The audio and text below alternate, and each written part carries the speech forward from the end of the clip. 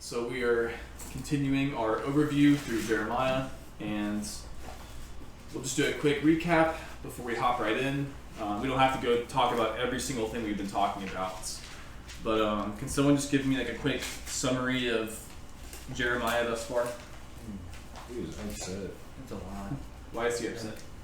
Because he's getting the visions from God about what's going to happen to Judah, but nobody's listening. So what's going to happen to Judah? They're going to get destroyed by the Babylonians, and they're going to get raided. And why are they going to? Why is it going to happen to them? Because, they're marching on them because it's God's will. Because he's sending them on to them. But it's going to happen to them so they can learn from their mistakes and repent eventually. Yeah, I guess. I'm kind of paraphrasing a little bit. Oh yeah, no, you're right. You're definitely right. What are some specific mistakes they have made? Idolatry, if I'm not mistaken, sexual immorality with the pagans.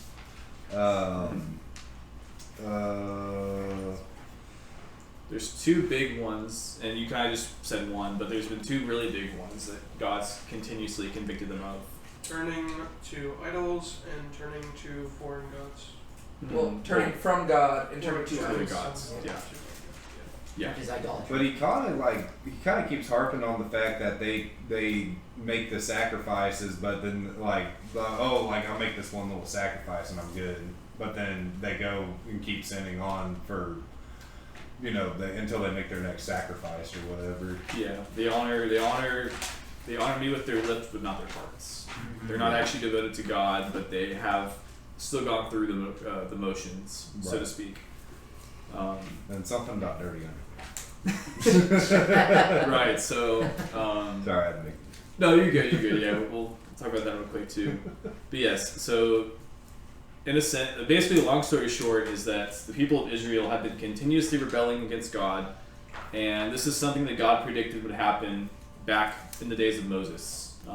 We have it written down in His Word, and basically, God is just at his, He's at the point where He is, it's like at the tipping point, and so God is finally going to do what He said He would do hundreds of years ago, and He is going to afflict them and send them into exile. And He says they've broken their covenant with Him, both in the fact that they have disregarded the law, but also in the fact that they have not honored the way of God. So in both senses, they have fallen short. And in the last couple chapters, like you said, but what about the dirty underwear? Do you remember? It was kind of like a representation of I don't know. I just remember that he told him to buy the clean pair of underwear, not wash it, and then he took it to one of the rivers. I don't remember which river specifically. The Euphrates, yeah. Yeah, the Euphrates, and then he told him to bury it or something like that, and then he came back and took it, and I think put it on or something, and then he said, that's kind of like the representation of what they're doing to me, or something like that. It's what God's going to do to them. Okay. So in their pride, He is going to basically humble them. And so their pride in Judah will become dirty underwear. Gotcha. And so then Him taking it to the Euphrates was like metaphorically like good going to exile and coming back. Oh, okay. So part of what the exile's purpose is to humble them. Right. And so, and this is obviously to refine them, to help bring them back to Him. And so, yeah, the soiling of the underpants is essentially like, if it happens to you, that's very humiliating. And so He is going to humiliate the people in the hopes that they're going to come back to Him. Gotcha. Okay. And then we talked about another kind of imagery as well that actually is also kind of tied to underpants too. What was another thing we talked about that God said He would do to the people? There's something about the altar. Throw their skirts over their faces. Oh yeah. Expose their nakedness. Expose their nakedness. Yeah. And so it's kind of the same thing there too. Just in that sense, really the idea of showing everybody how unfaithful they've been and what they've been really doing, despite what they say. And then also just one last thing, another thing that's also been harped on a lot is this idea of people prophesying by lies. The idea that while God's talking to Jeremiah and he knows what's going to happen, he's worried. The people around him aren't. They keep saying nothing's going to happen. God isn't going to destroy us. They trust in the temple. And in fact, they have multiple times conspired to kill or hurt Jeremiah because he is basically saying that all these things are going to happen despite the fact that they don't think it's going to happen. And that's going to come up again later as well. But just, it is like an idea of these people who, they're not actually listening to God. God is speaking to them, but they are not listening. And meanwhile, it's giving Jeremiah basically an anxiety attack because he sees the evil that's coming upon the people, and it's like terrifying to him. To where like one thing that we've talked about a lot is like the whole question: is there no balm in Gilead? Mm-hmm. Like, is there nothing that can cure the injury that is being inflicted upon my soul because of what I'm hearing from God? And the reason I brought that up is because this week while I was at Half Price Books, I actually came across a book that was called Balm in Gilead, and it was like a historical fiction retelling of Jeremiah's story. And I thought, I was like, wow, that's funny. Like, it's just like, and it's a Jewish book too. It's not even like a Christian book, but that was kind of cool, and so thought it worth highlighting. But yeah, and that's another thing to highlight real quick too, is just the idea that the land and the people are sick. There is this like sickness that has been persisting for hundreds of years, and it has been continuously not allowing the people to obey God, and it's been this wedge, like they are just unable to obey. And the question lingering is there a balm in Gilead? Is there a physician in Dan? And just the idea of like something has to change. And so we're also kind of trying to work through that, like what change is going to happen that's going to allow people to actually obey. And we haven't got there yet, but that's kind and of they're questions that are going to be so relevant, you have to remember them all the way to the New Testament. Because it's questions that the New Testament itself is also... Actually, I would argue that the book of Jeremiah gives us a hint at the answer, but it's the arrival of Jesus that gives us the final answer. The clear one, yeah. So yeah, hopefully we'll make some good time today. I hope to get through maybe chapter 18 if we're lucky. And I think we'll find a couple of verses that maybe we hear often. Like, we're starting to get to that point in Jeremiah where we're going to hear more verses that we hear repeated a lot. And it'll be interesting to read them in context and see how or if they differ from the way we typically use them. Spoiler alert, they probably do. So if we get through chapter 18, there will be at least one like that. And so I'll be excited to talk about it and see how we compare that. But I can't wait to get to Jeremiah 29. Also that too. That'll be We'll great. set spend the entire week on that one chapter. Right? No kidding. So yeah, without further ado, we'll just hop in. I think it's enough context for now. So yeah, I'll just read through here.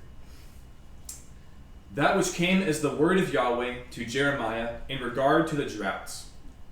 Judah mourns, and her gates languish. They sit on the ground in mourning. And the outcry of Jerusalem has gone up. Their mighty ones have sent their underlings for water. They have come to the trenches and found no water. They have returned with their vessels empty. They have been put to shame, dishonored, and they cover their heads. Because the ground is dismayed, for there has been no rain on the land. The farmers have been put to shame. They have covered their heads. For even the doe in the field has given birth, only to forsake her young, because there is no grass. The wild donkeys stand on the bare heights. They pant for air like jackals. Their eyes fail, for there is no vegetation. Although our iniquities answer against us, O Yahweh, act for your name's sake. Truly our acts of faithlessness have been many. We have sinned against you.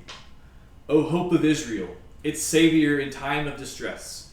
Why are you like a sojourner in the land, or like a traveler who has pitched his tent to lodge for the night? Why are you like a man confused, like a mighty man who cannot save? Yet you are in our midst, O Yahweh, and we are called by your name. Do not leave us. Thus says Yahweh to this people. Even so, they have loved to wander. They have not kept their feet in check. Therefore, Yahweh does not accept them. Now he will remember their iniquity and punish their sins. So Yahweh said to me, do not pray for the good of this people.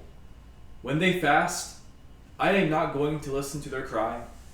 And when they offer burnt offerings and grain offering, I am not going to accept them. Rather, I am going to make an end of them by the sword, famine, and pestilence. We'll stop there. So, what's being said there in those first 12 verses? So it's pretty clear that there's a drought going on at the time that Jeremiah is saying these things, and he's crying out to God, saying that, despite the faithlessness of the people of Judah, we need you. We need you to deliver us one more time from the drought and from the pestilence. And God is basically saying, like, the reason that this is happening is because of the sins and because of their iniquity. Like, these things are happening for a reason, and so I'm going to continue to allow them to happen so that my people can be, humbled and refined and actually turn towards me with a... Yeah. And why droughts? Well, it's one of the curses he said that he would bring upon the land in Deuteronomy 28. Whenever the people, sinned against him. But further, it's because the land of Israel itself was supposed to be very fruitful when the people came into it, and their sin has corrupted that land. So Yeah. It's as punishment for their sin, the land is not going to give anything to them. Yeah, this is something we've seen throughout the entire Old Testament, is that there is like a very there's a very strong tie between the obedience of the people and the state of the land. And so throughout Samuel, Judges, Kings, all of it, whenever you read there's a drought in the land, you're supposed to think, okay, the people are not obedient, and so they're supposed to turn to God. That's one of those things where I always joke around that Deuteronomy 32 is like the go-to chapter, but in reality, like Deuteronomy 32 explains the why of like why God is doing certain things, whereas like Deuteronomy 28, where you get the blessings and curses, it actually explains what is going on. To where like if you just look at what's going on in the land, you can go back to Deuteronomy 28 and it'll explain, well, this is why that specific thing is going on, and it so really just the end of Deuteronomy in general, very helpful for that. Sorry, I didn't mean to cut you off. Oh no, you're good. That's all I was gonna say.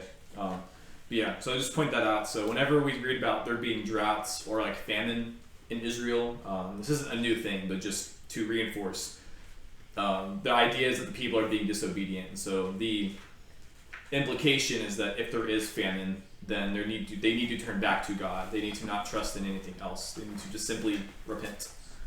And then another thing here, so you said that the people are suffering, but also what's also being pointed out? Who else is also suffering under all this? The land, the creatures. And again, I think it's supposed to kind of point out like their sins don't just affect themselves too. I like the doe. How it talked about the doe. Oh yeah, how the doe like gives birth, just like abandon her young. Which I also find it just interesting how compassionate, like just like the idea that Jeremiah is even concerned with the creatures and stuff. Like that. Yeah. That's kind of cool to me. Like it's because I mean nowadays we care more about animals than back then. Nowadays there's like all these things where like, oh, we need to keep the animals safe, and like nowadays we have like a lot of domesticated animals and stuff. Whereas like back then it was not nearly to the same degree as nowadays. So like I don't know. I think that's kind of cool to where like that Jeremiah's like the animals though, like because really it's highlighting their innocence. Yeah. Right. It's like they haven't done anything wrong yet they are being punished for this. Yeah. And that's something we just have to constantly remind ourselves with them and also ourselves is that with sin, it's not just ever yourself. It's always right. There's always innocence. There's always innocent people or innocent things that are suffering because of sin. Whether Even it's if you convince yourself otherwise. You said what? Even if you convince yourself otherwise. Oh yeah. Even if you think so, yeah. So whether it's the creatures or whether it's the land or really whatever it is, there's always something that doesn't. There's always something that suffers that doesn't deserve it. So yeah. Anything else I want to point out there? On this verse 12. Through verse 12. Hold on. No, go to the next slide, verse 11. I think. Oh gosh. That's fine. Verse 12 right there. Okay. When it says, when they fast, I'm not going to listen to their cry, and when they offer their burnt grain offering, I'm not going to accept them. I feel like I highlight these verses every week. Yeah. But it's because I feel like they need to be highlighted. Just because I think that the modern church's theology of God is just so wrong. Like, I can't tell you how many times I've heard people be like, oh, well, you know what? As long as they're in church. Like, you know, like we say, like, oh, well, you know what? As long as they're in church, they're in the place they need to be. But, like, these verses don't allow for stuff like that. Where it's like, well, no, you can be at the right place doing the right things. That does not mean that God is pleased with what you were doing. Right? All because you're at church doesn't mean that God is, like, smiling upon you. Right? And, like, right here, it's like they're fasting. I mean, fasting, we were talking about this before we actually started this. Like, fasting is a spiritual discipline. Right? It's not even just like fasting isn't something that's even commanded in the Torah. It's like above and beyond. And it's like, but he says, even if you fast, I'm not going to listen to their cry. Because what God, like, he doesn't simply want the empty ritual, he wants the heart. And I just think that's important because it's like, God isn't simply concerned with you going to church. I'm not saying that going to church is bad, that's just not enough. He's not simply concerned with you reading your Bible. He's not simply concerned with you praying a prayer. He's not simply concerned with you fasting. Those things are all good. But if you think that that's what repentance is, you've missed the point. Right? And that's just the whole, like, I just want to highlight that because I think this is one of those places where oftentimes people are like, well, that was in the Old Testament. We're New Testament Christians. It's like, but God is the same yesterday, today, and forever. And there's nothing, like, sure, there might be some ways where how he relates to us is different than how he related to the Jewish people. But I can't think of a single verse in the New Testament which would indicate that he cares about our worship less than theirs. If anything, I would say that his standards have grown higher because now we have the Spirit dwelling inside of us, and now we have no excuse. You know, like to where I don't know. I think that it's to me it just I think that we would be doing a disservice to Scripture and to God if we didn't emphasize stuff like that. Because all because you're going through the right motions doesn't mean that you're like better off. And I just get so annoyed when people are like, oh well, you know what? At least they went to church. At least they prayed the prayer. It's like, if anything, that actually might be worse. Because that means it's like you're at church, but your heart's not repentant. It's like, well, what hope is there for you then? Like you're at the right place, but you're not like your heart's not right. It's like, well, crud, that was the best chance you had, you know? To where it's like with them, God's actually highlighting this as like to their detriment. It's like they're fasting, but they still don't get it. They're still not repenting. To where it's like I'm not even going to listen to their prayers. Fasting in vain. Yeah, it's like they're going through the motions, yet they don't get it to such a degree that like I can't even listen, and that's because they're not listening to me. And so it's I don't know, like verses like that convict me so much because I think it's easy for us to just reduce it to stuff like that. I think also something that we've been talking about throughout this book so far, I think that in a lot of maybe modern circles, you would, if you said that God would do things like that, I think that they would tell you that God would never do X, Y, Z. 100%. And I think that getting into that whole like God won't do this or this or this it's still putting God in a box, you know. Yeah.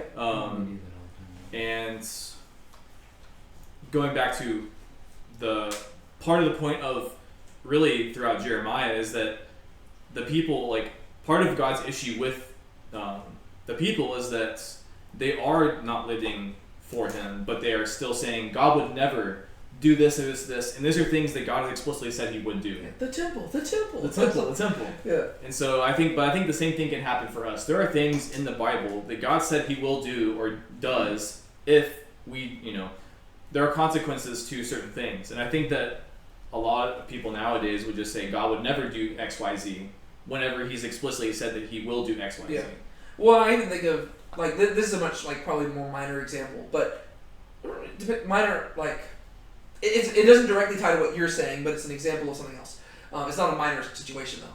But, like, when it comes to, like, the music that we sing in churches, right, we naturally think, oh, as long as I sing them with passion, God is, like, happy about what I'm singing. But it's like, what makes you think that, right? Like, like I know I always cite this example, but to me it's the easiest one to cite, like Reckless Love, right? I know people love that song, but what makes you think that God delights in those lyrics, right?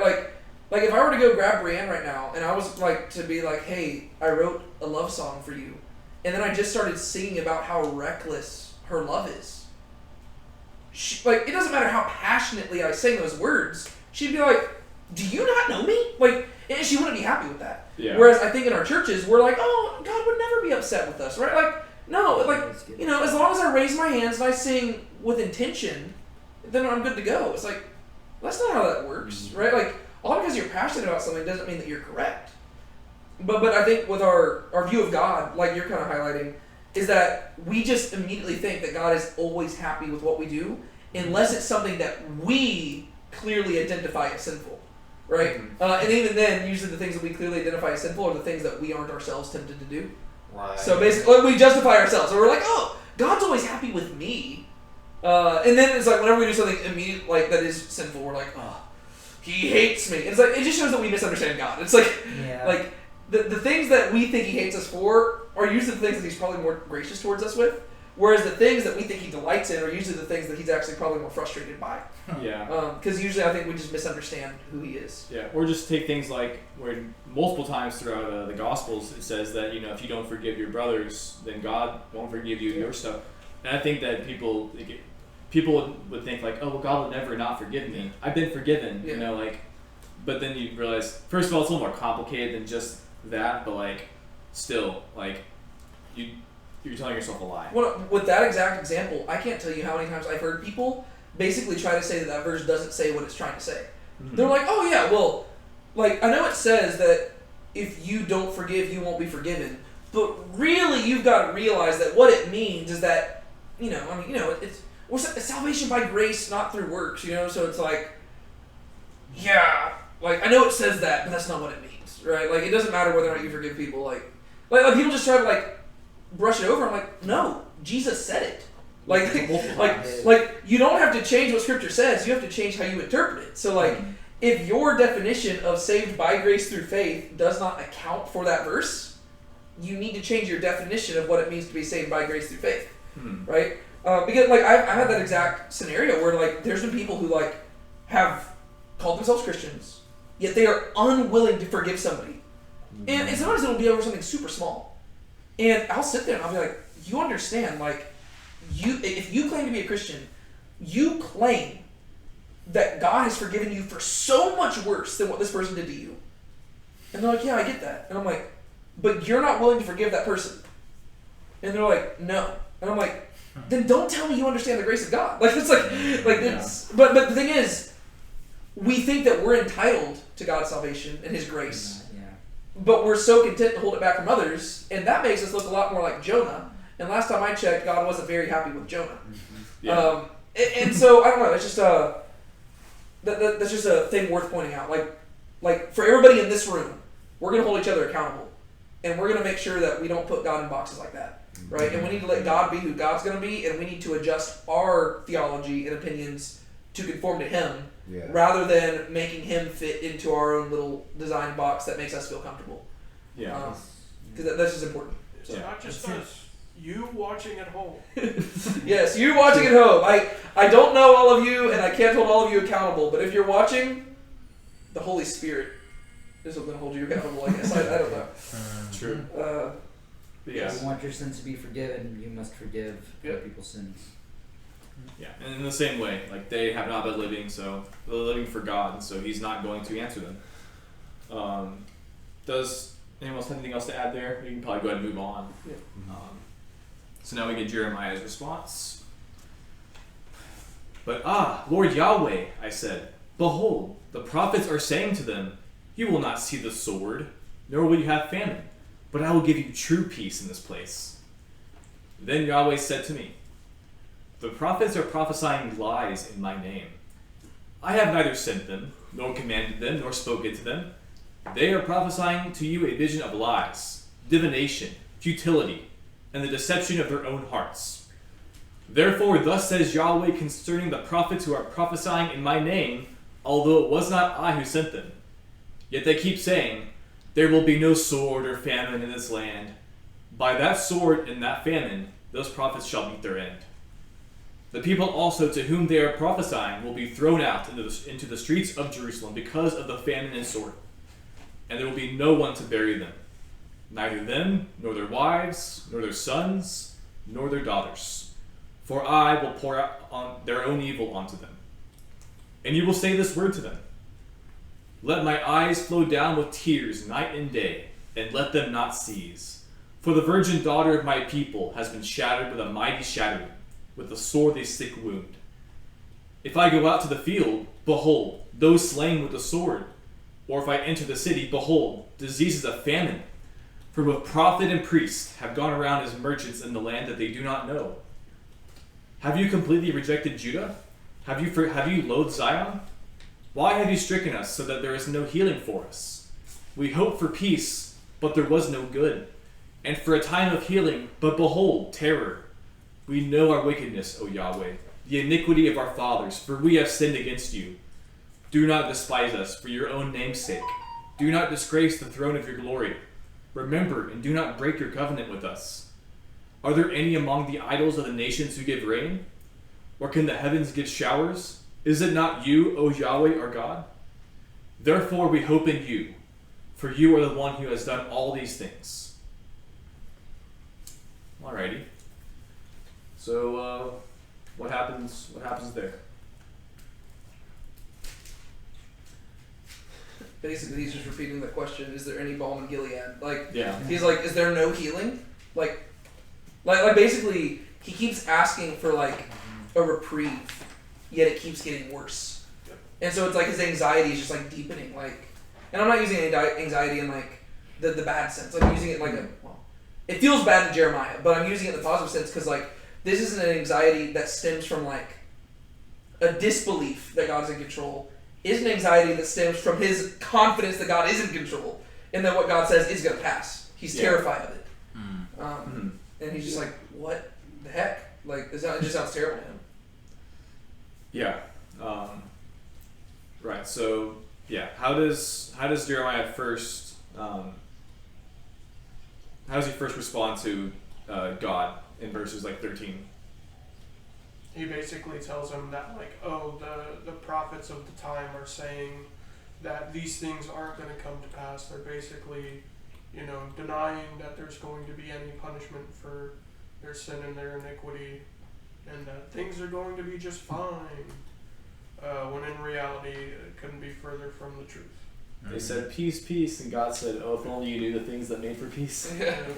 And it's actually God's will at that point to transfer the riches and blessings to their enemies for breaking the covenant that he has with the people of God.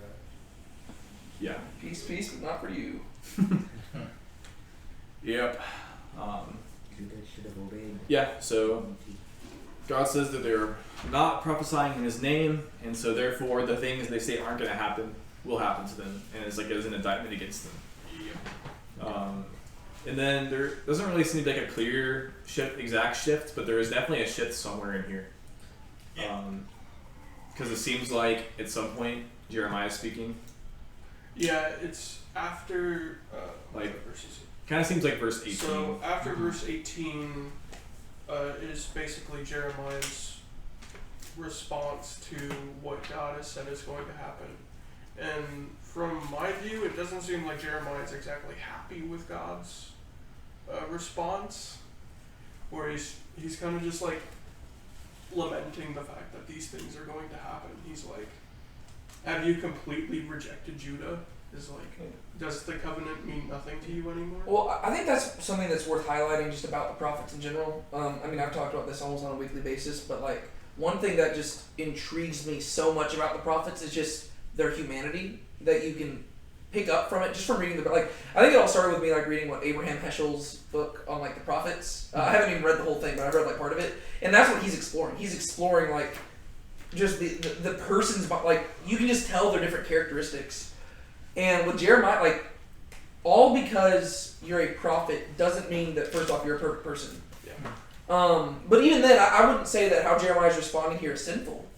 Yeah. I think that there's also just the element of, like, all because you are on God's side doesn't mean that you necessarily, as a human, are going to always be on board with what God is doing. Mm-hmm. Right? Because Jeremiah is not, he never accuses God of being wrong. Mm-hmm. But obviously, in the moment, he's like, I don't like this option. You know, it's like essentially he's displaying the same sort of mindset that Habakkuk had, Yeah. where he was like, you were sending an even more wicked people to punish Yeah. Judah. It was like, Yeah. Well, and I think with Jeremiah, once again, it hits even deeper just because it's his own people. Like, I mean, like it was his own people in his own time, right? Habakkuk was, he was alive at a time period when, it was still some time off. Whereas with Jeremiah, it's like he knows, like, this is impending. Like, nobody's gonna respond to that news in a positive way, right? So, like, because he's from he's from a priestly family, and so not only is Jerusalem gonna be destroyed, but the temple too, right? And like the temple is their pride and joy. Like, just to hear all that news, it would be questionable if he didn't respond this way. Like if he was just like, Right. if he was just just a monotone, disembodied voice. And that's how some people read the scriptures, which to me I think is a problem. Like, you have to read the emotion behind it, because these are real people, and like he's confronted by like this information that is gonna happen, and he doesn't like it. But like, it doesn't lead him to be angry at God, but he is like, he's gonna ask hard questions, because he's gonna be like, okay, God, if you have chosen to reveal this to me, you're gonna allow me to respond to this. And he's gonna ask, like, why are you doing this? What's the deal? Is there not any other way? And to me, I think it's actually very similar to Jesus in the garden when he says, like, Father, if it be possible, remove this cup from me. I mean, Jesus, in a lot fewer words, is doing the same thing as Jeremiah. He's being like, are you sure there's not another way to do this? Like this is my I hate this option. And then God explains why, and so I just find that very interesting about it, because you're right, Nick. Jeremiah's not happy. He's like, this. Like, what the heck? Like, I hate this. Like, this is the worst news ever. I wish he would do something else. But he never outright accuses God of being wrong. Yeah. Right? To where it's like his frustration, it comes from his faith, not in spite of his faith, if that makes sense. Yeah. He's still submitting to the will of God. Yeah. Yeah. Is there anything else y'all want to talk about in these last verses? We could talk about a lot more. I just want to make sure we make good time.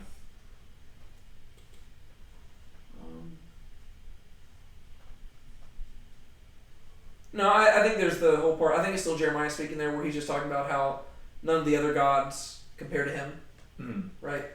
And it's worth pointing out that in the midst of all this, he's saying, like, God, I don't like what you're doing, but he concludes by saying, is it not you, O Yahweh, our God? Therefore we hope in you, for you are the one who has done all these things. And like, he's asking, like, who is it who gives rain and gives showers? Like, they're in the context of drought.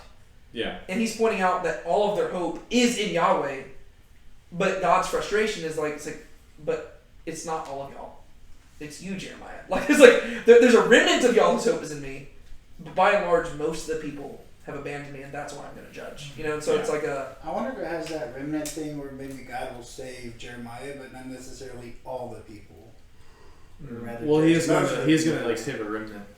And there was also just the point of, like, it is one, the fact that, most of the people have rejected him, but it's also, I think, just the fact that, like, enough is enough. Like, this has been going on so long.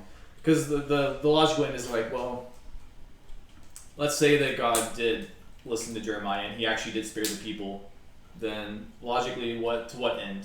Because so far it's the same cycle they've been in for hundreds of years. And so, I mean, really, what I guess 100 years ago, 150 years ago, they had the same thing with Assyria. So the same thing. It's just the same question of, like, okay, well, if they get spared Babylon, then it's just going to be the Persians. Yeah.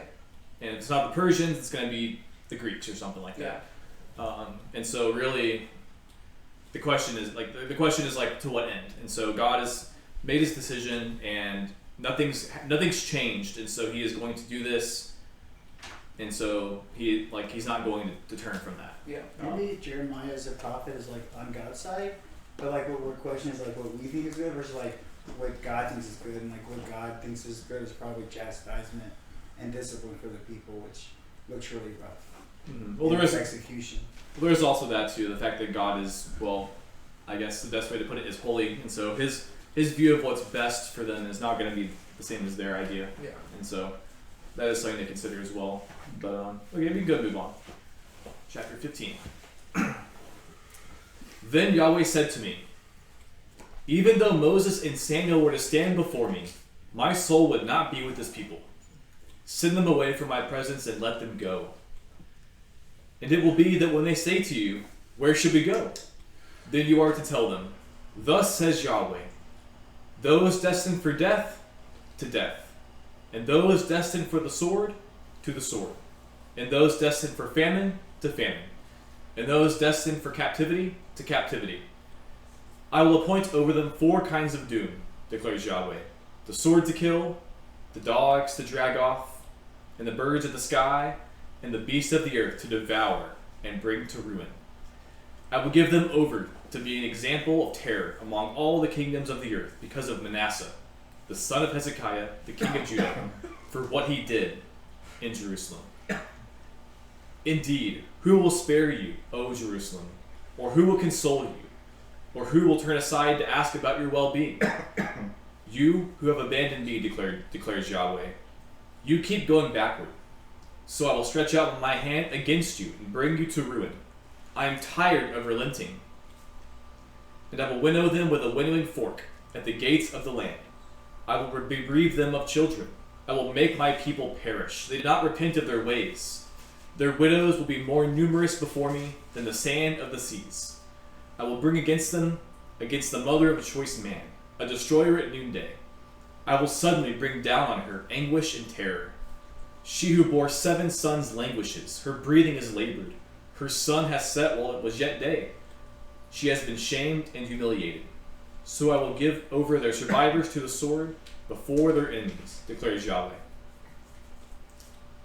Okay, so what does God say there? Alright, get it out of the way, Nick. Whose fault is it? Frickin' Manasseh.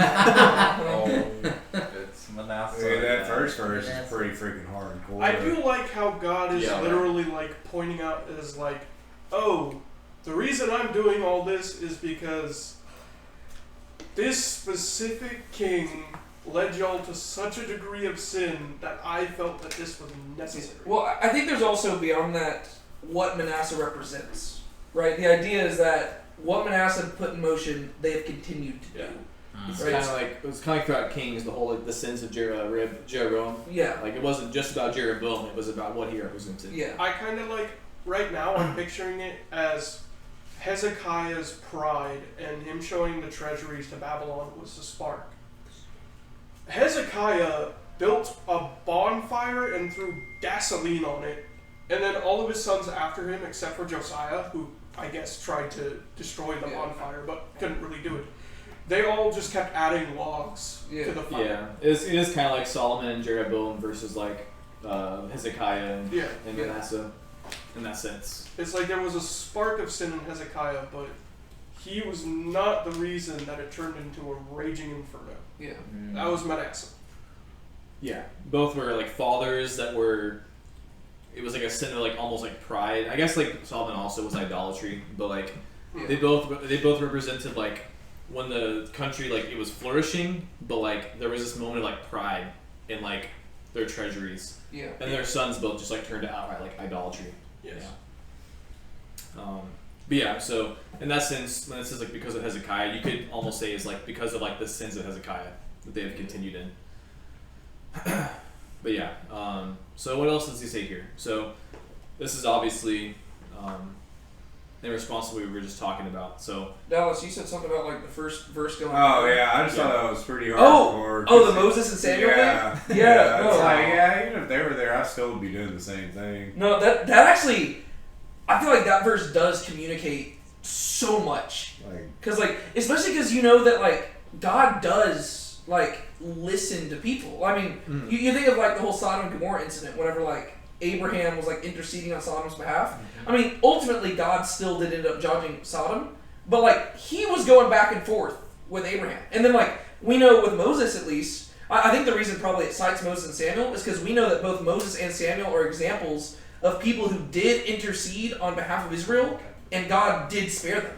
Yeah. Right? Like after the golden calf incident, Moses went up the mountain and said, God, I get it, you're furious, you have every right to be furious, these people suck, but please forgive them. yeah, Right. well to that end, the previous verse it says, "Do not despise us for your own name's sake. Do not disgrace the throne of your glory. Remember, do not break your covenant with us." That's exactly what Moses' argument was to God. Yeah. He said, "Hey, remember your glory. That's true. What's going to happen if you do this to the people? What's going to say to the nations? Now God's like, I know my glory. I'm well aware. I'm still going to destroy them. Like it's like enough is enough. It's like at this point, it's like it says it does more to the glory of His name to do this at this point than it does to His Spirit. Well, and it makes sense because contextually, with Moses, God had just delivered them from Egypt, and Moses' whole point is like, if you just delivered them from Egypt, now you destroyed them, it looks like you weren't strong enough to keep them alive. Mm-hmm. Whereas now God's like, okay, I've proven I'm strong enough to keep them alive. Right? They've rebelled against me, and even though all these people have been oppressing them, I have saved them again and again and again. At this point, if I don't do anything, it looks like I don't exist. So it's like, exactly. So it's like it does make sense, right? To where Moses' argument would not hold up in this case. And the same is true with Samuel, right? Samuel like showed up at the end of all the judges and stuff, and he's like the one who established things and brought the people back to God. And ultimately, it was under Samuel that they asked for a king, and God's like, I'll give them a king, but now the kings are the ones who've led them astray. And he's like, what are they going to ask for now, right? Like they asked for a king to rule them like the nations, and that's what I gave them. And so now, like the only other thing I can do is just put a king of the nations over them, and I've got to send them into exile.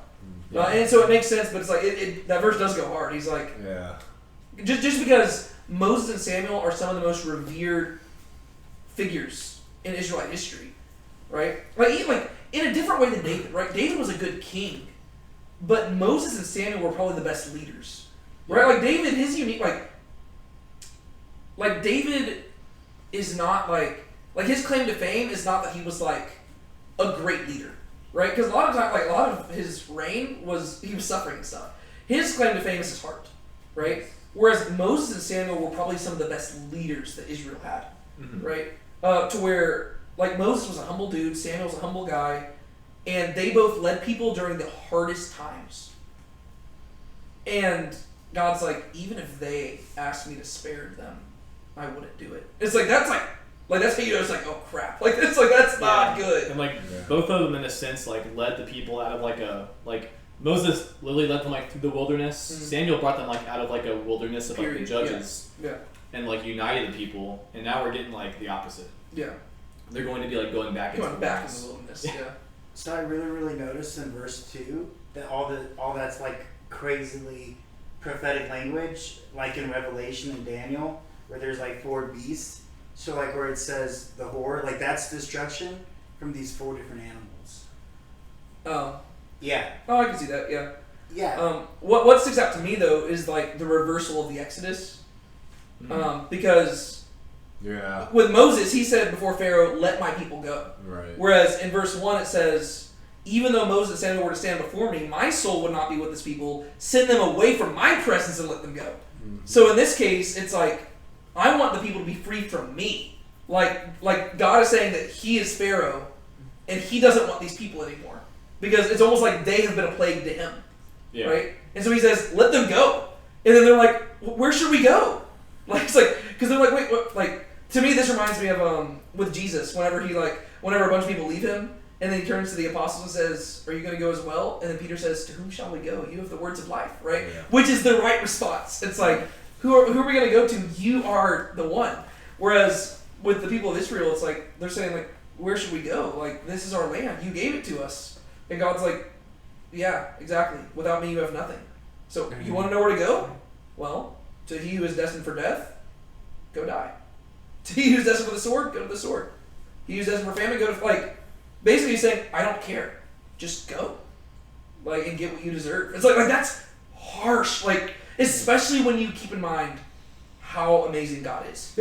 Again, people always try to say that the God of the Old Testament, bless you, they say the God of the Old Testament is a big jerk.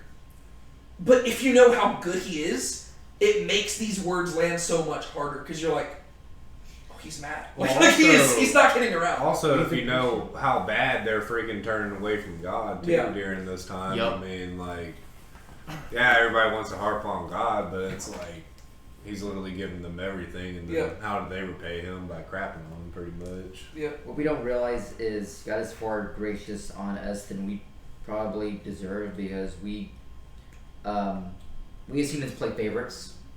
I see. We'll value a certain group of people over another, and we realize, we're all messed up. We all don't deserve an We don't ounce of deserve God's it. grace. Mm-hmm. Yeah. Yep. And also the 4 things are kind of like, I think that you kind of already said, David, but they kind of are reflective of the Exodus, like the idea of like captivity, famine, and death. Like there's the like the death of the firstborn. There's the actual plagues, and then there's the captivity of the slavery.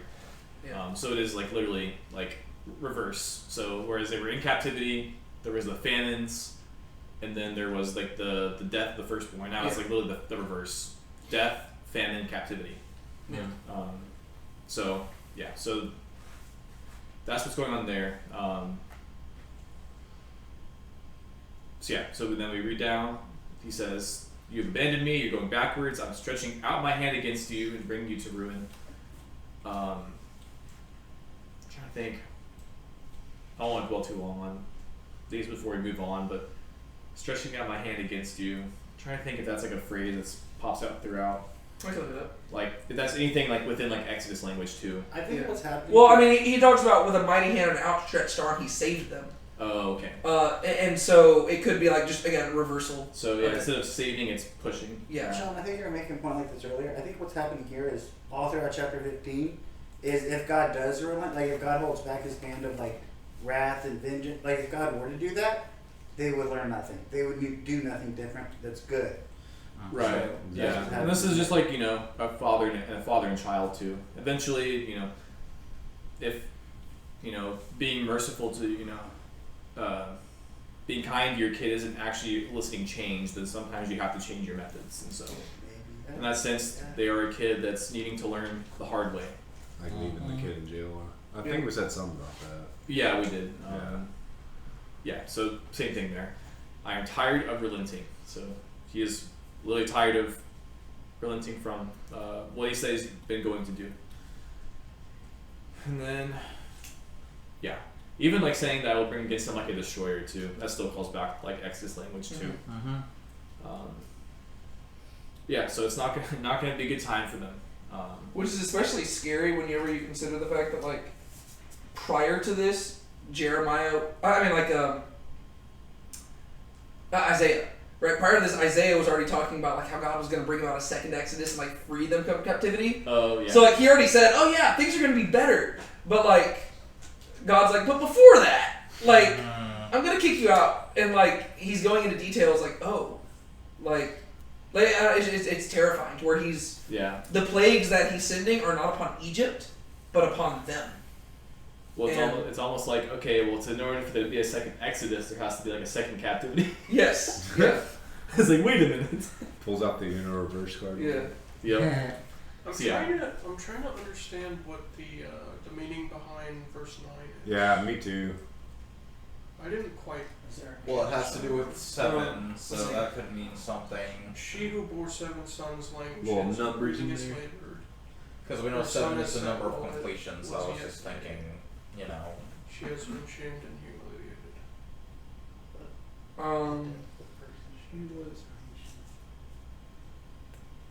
I think it's the idea that like they're coming to the end of the rope, right? yeah. Like it's like at the height, like I have to reflect on this more. Yeah, because it could be talking like about like it could be a continuation of like talking about how like the people specifically are going like it's like how like the old, the young, everyone's going to be suffering. So it's like the idea of like especially people who like the woman has like 7 sons, like like they're gonna have a really hard time.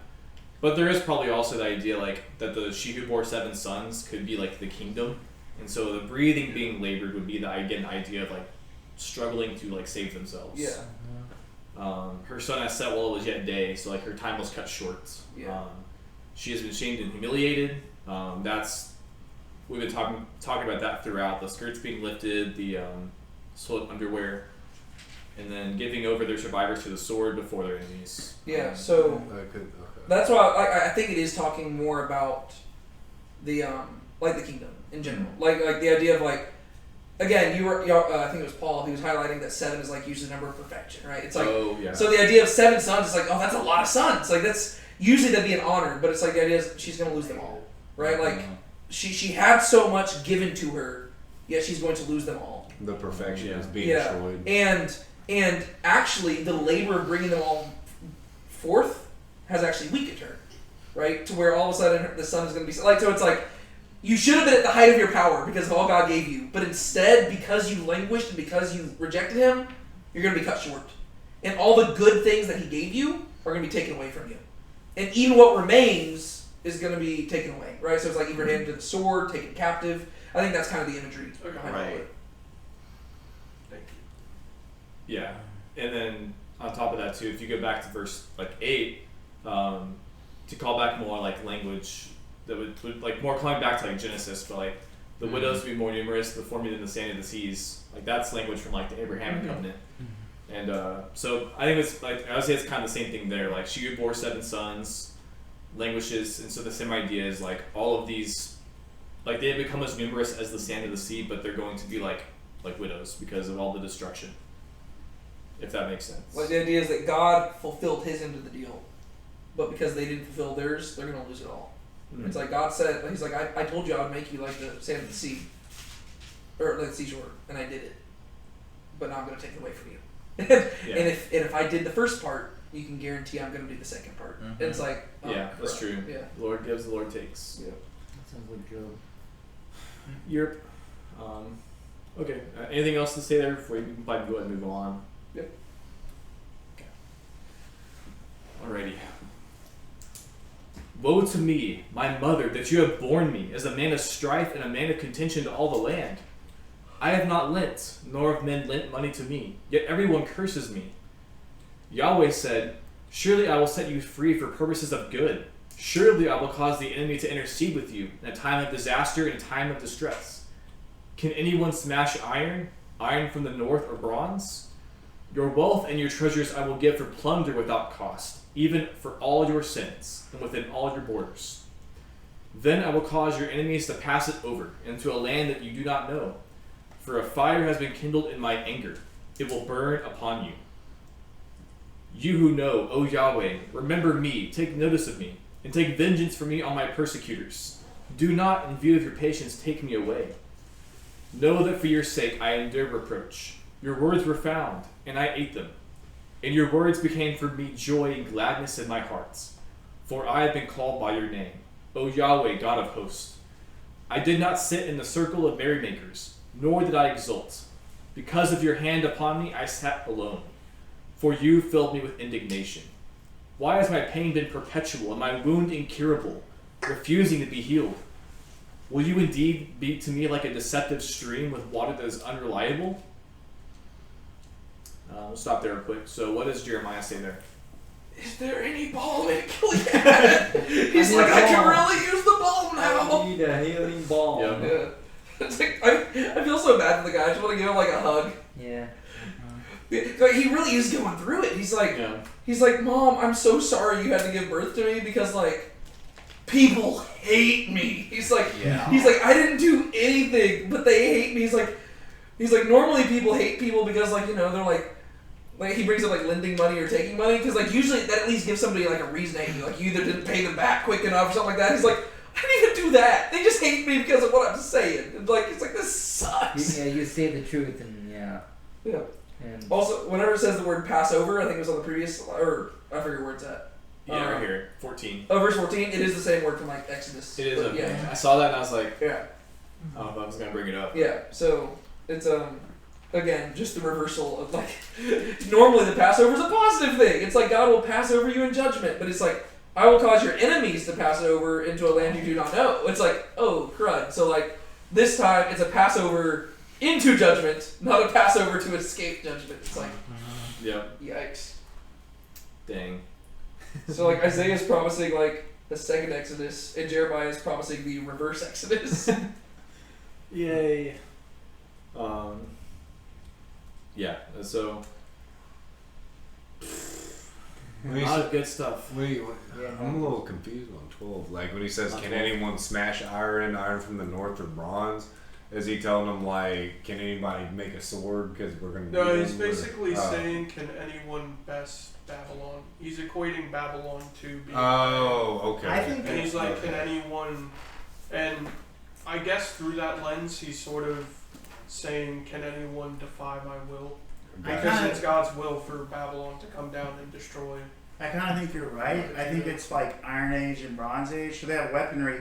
So in verse 11, he's like, "Oh, they're cursing me," and in verse 12, God's reassuring him that like, "You got this." Like, Well, that's also to me it's just strength. the whole Iron Age, Bronze Age thing you're talking about. To me, that's just like a fascinating like historical tidbit that you can find in the text. Like that, like these are all recent developments. Like around the time period that like David was in charge, I believe that was the time period that like the Iron Age was beginning. Like very early. Yeah, so it was like it's very early on to where like that's why the Philistines were so powerful is that like they had access to like iron weapons, and that made them very intimidating, right? To where like it's cool to me like nowadays we live in a world where there's like atomic bombs and stuff, to where it has really just desensitized us to like the difference in like weapons, you know, towards like to us a gun's just like whatever. Back like if you brought a gun back then, they'd be like, what is this? This is crazy. Like it's like a bow and arrow, but like way scarier. Like you can conceal it and you can hold it in one hand and like you just like fire like that would terrify them. Yeah. But like back then it was like, you know, you fought, you know, up close and stuff, and to them there was nothing more powerful than like a weapon of iron. Like and I just think that's kinda cool, like just from a historical perspective. To where when he says like, can anyone smash iron? That's like us being like that's like us comparing like Babylon to a nuclear weapon. It's like, how do you escape a nuclear weapon? You know, like that's kind of what he's saying. He's It's like, equating Babylon to the iron. And Yes. like we're like, can anyone? You know, you can't smash iron. And this time, they didn't have any better weapons, I guess, than that. well, no, it's like as if we were to be like, hey, Russia just sent a nuclear like bomb our way. Like we'd be like, there's literally no way to stop that. Like let's pray because we're done for. Like that's how we would respond. That's kind of what he's saying. But like he's using the imagery of iron because it's like to him that's like the hardest substance. The atom bomb of the time. Yeah. Yeah, like, Okay. between verses 12 and 13, because 12 is like a rhetorical question, there's like an implied like no, therefore in between like 12 and 13. Like Yep. Got no it. one can smash iron, therefore your wealth and your treasures I will give plunder. Like they're gonna come because you know you can't 'Cause you smash can't. iron. Yeah, because you can't have anything You invested. cannot in You it. can't escape them, yeah. So as a result, they're going to come in. They're going to destroy everything. That they're going to take your wealth. Yeah, there's literally their only hope is that God would defend them. Yeah. And he is just outright saying, I'm not going to defend you. And you're like, crud. Like, it's like, in like a movie, whenever like somebody comes up, it's like, oh, like, we really need your help. And then like, usually the whole purpose is like, if they don't get that person's help, they're done for. And so the whole, in the movie, it's like, okay, we got him, yay! Whereas like, in here, it's like, no, I'm not helping you. It's like, oh, Yeah. oh crud. Like, that. We're done. In most movies, the plot ends right there, They because don't, it's like, they well, don't we're got the screwed road. then. The road ring. Yeah. Yeah. Yeah. Anything else you want to point out there? I do want to say something about the deceptive stream with water that is unreliable, because my initial interpretation of that is that the stream is streams don't usually flow pretty quickly. I think I don't know how they really work, but if I were to guess, they're usually pretty still unless there's a current. So with water that is unreliable, it might be going like the water might be rushing so fast that it's basically impossible to collect the water because it just like goes. I think something like that. I could, and that could be a metaphor for something else. Yeah.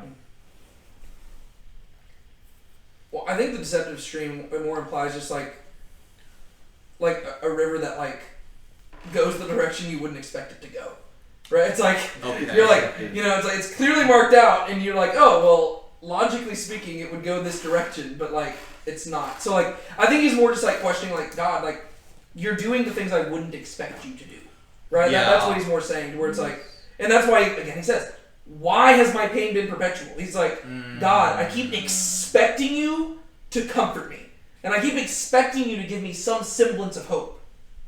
But instead, you're like a deceptive stream, to where it's like, it seems like you're flowing south, but really you're flowing north. And it's like, it's frustrating me, because like, you're telling me you're going to bank right, but then you bank left. It's like, I'm getting frustrated, because I keep thinking you're going to give me some hope, but instead, it's like, instead of sewing up the gash inside of me, you're sticking your finger in and wiggling it all around and making it hurt so much worse. It's like, and so again, it's like, I don't even need a balm anymore. I think I just need something amputated. Like it's like the injury's just getting worse for him.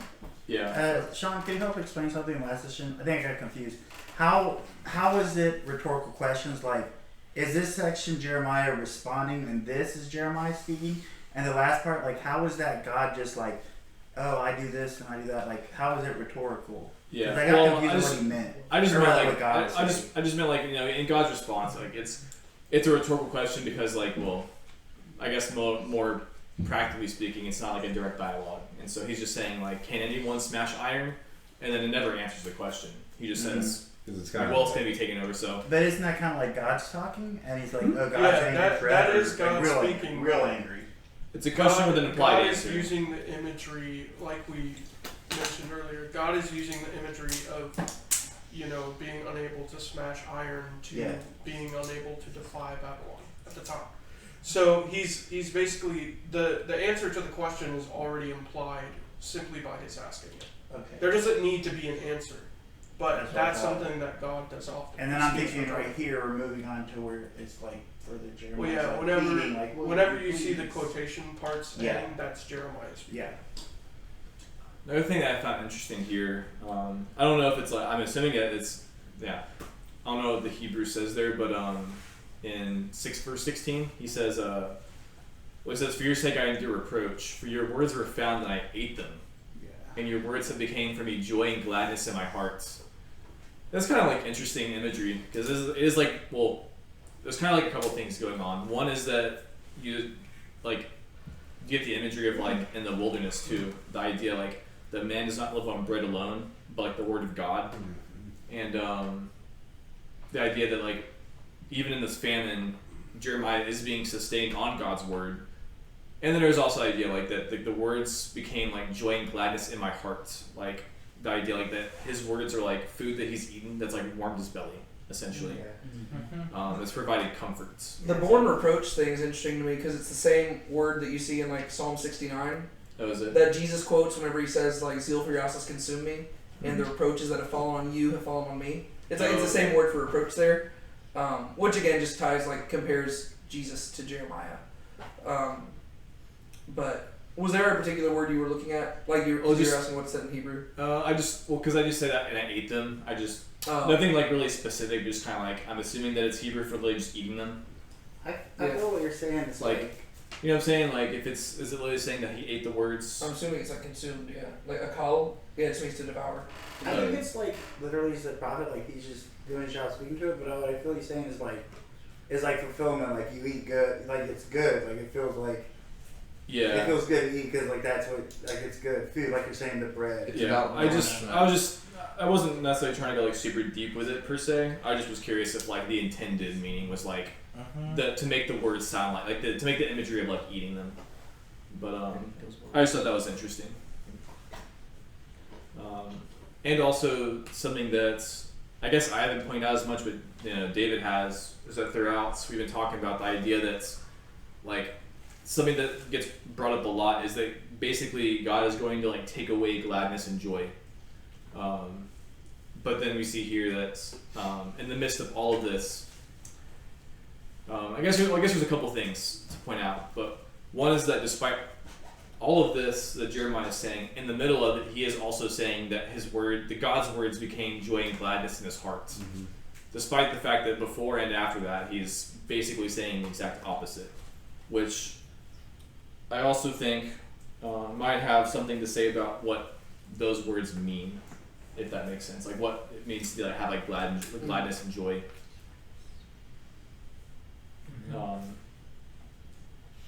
So I guess my question would be like, what does he actually mean by those words, like joy and gladness? Because he's obviously not having like a great He's not time. having a He's good not time. having a good time. Like the reason I say that is because we also look at things like Philippians, where Yeah. we talk about like joy and gladness and peace, but like Paul is not really having a great time.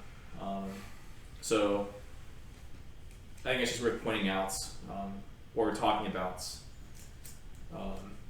And I guess that's really just to say that in the midst of persecution, in the midst of hardship, in the midst of enduring reproach, Jeremiah and really the faithful Christian finds joy and gladness in God's word and trusting in the promises of God. That kind of reminds me, I think it's in Acts where Paul and somebody else are in the prison and they're suffering pretty hard, and then they start singing the hymns and they start finding joy in the Lord through the worst of times, you know. Mhm. That just kind of reminded me of that. Yeah, I'm not sure what chapter it is. I think it's Acts. It's, we did it in chapter Revelation. 16, I We believe. did it on Wednesday. Oh, okay. Okay. Yeah, it makes sense though. Yeah, It's but just, I think the idea of joy and gladness, like insofar as it ties into Jeremiah, like he's saying, could you go to the previous verse for me real quick, verse 15? So he says, "You who know, O Yahweh, remember me, take notice of me, take vengeance for me on my persecutors. Do not in view of your patience take me away." And then he says, "No fear sake I endure reproach," right? So the idea is like, from his perspective, he views God as the one to whom vengeance belongs, which we learn in Deuteronomy 32. Deuteronomy 32, thank you. So yeah, Deuteronomy 32, right? Like the idea is that God will be the one who takes vengeance. And that is where Jeremiah's confidence comes from. And as he's currently suffering, he knows that ultimately, because God is the one who takes vengeance, all things will work out in the end. Right? And so his joy and gladness are not rooted in like his present experience of things going well. His joy and gladness are rooted in the hope of future salvation. Right? And in that way, it ties into the same experience that we see with the apostles, the same experience that Paul instructs in Philippians, and it also ties into this whole thing that that Jeremiah is talking about throughout all of this, right? He is removing the joy and gladness from Jerusalem, but he will eventually give them a joy and a gladness that surpasses their physical circumstances, right? And so Jeremiah is basically saying that he's already kind of like gotten he's already gotten that a little bit, right? Like he's gotten a taste of that joy and gladness, even though he's currently suffering. Which to me I think is interesting, because I think that should allow the book of Jeremiah to shape our view of what it looks like to be joyful. Because I think in we think that joyful just needs to be like, oh, golly gee, isn't everything great? And I think that Jeremiah would argue otherwise. Like, he is literally going through it. But at the same time, he's like, but I'm joyful, and I'm filled with gladness. It's like, to where it almost looks like a contradiction, but there's no purpose behind him lying here. Right? So deep down, there is this abiding joy, but that joy does not come at like delusion or self-denial, right? It's not like he's just living off in fairyland where he's ignoring what's going on in the world around him. No, the things in the world around him freak him out. Yeah. And the only source of joy and gladness he has are through God being like a just God who will make all things right. Right? And that's why he can bear reproach, right? If joy and gladness are only found in the present, well, forget bearing reproach. I'm going to go live for now, right? Whereas he says, no, I'm willing to be rejected by people, and I'm willing to be hated, and I'm willing to be hurt, because I know that things work out in the end. And so his joy and gladness is rooted in that future expectation. Yeah. And so I think even, I'm not sure if it's in Exodus, but Hebrews says that like Moses preferred like the reproach of Christ over the the wealth of Egypt, which is interesting. But yeah. Anything else you want to say there? We can go ahead and move on. Okay. Therefore, thus says Yahweh, if you return, then I will cause you to return. Before me you will stand. And if you extract the precious from the worthless, you will become my mouthpiece. They for their part may turn to you, but as for you, you must not turn to them. Then I will make you to this people a fortified wall of bronze, and they will fight against you, but they will not prevail against you. For I am with you to save you and deliver you, declares Yahweh. So I will deliver you from the hand of the evil ones, and I will redeem you from the grasp of the ruthless ones. It's the end of the chapter. We'll stop there real quick. How does God respond? So,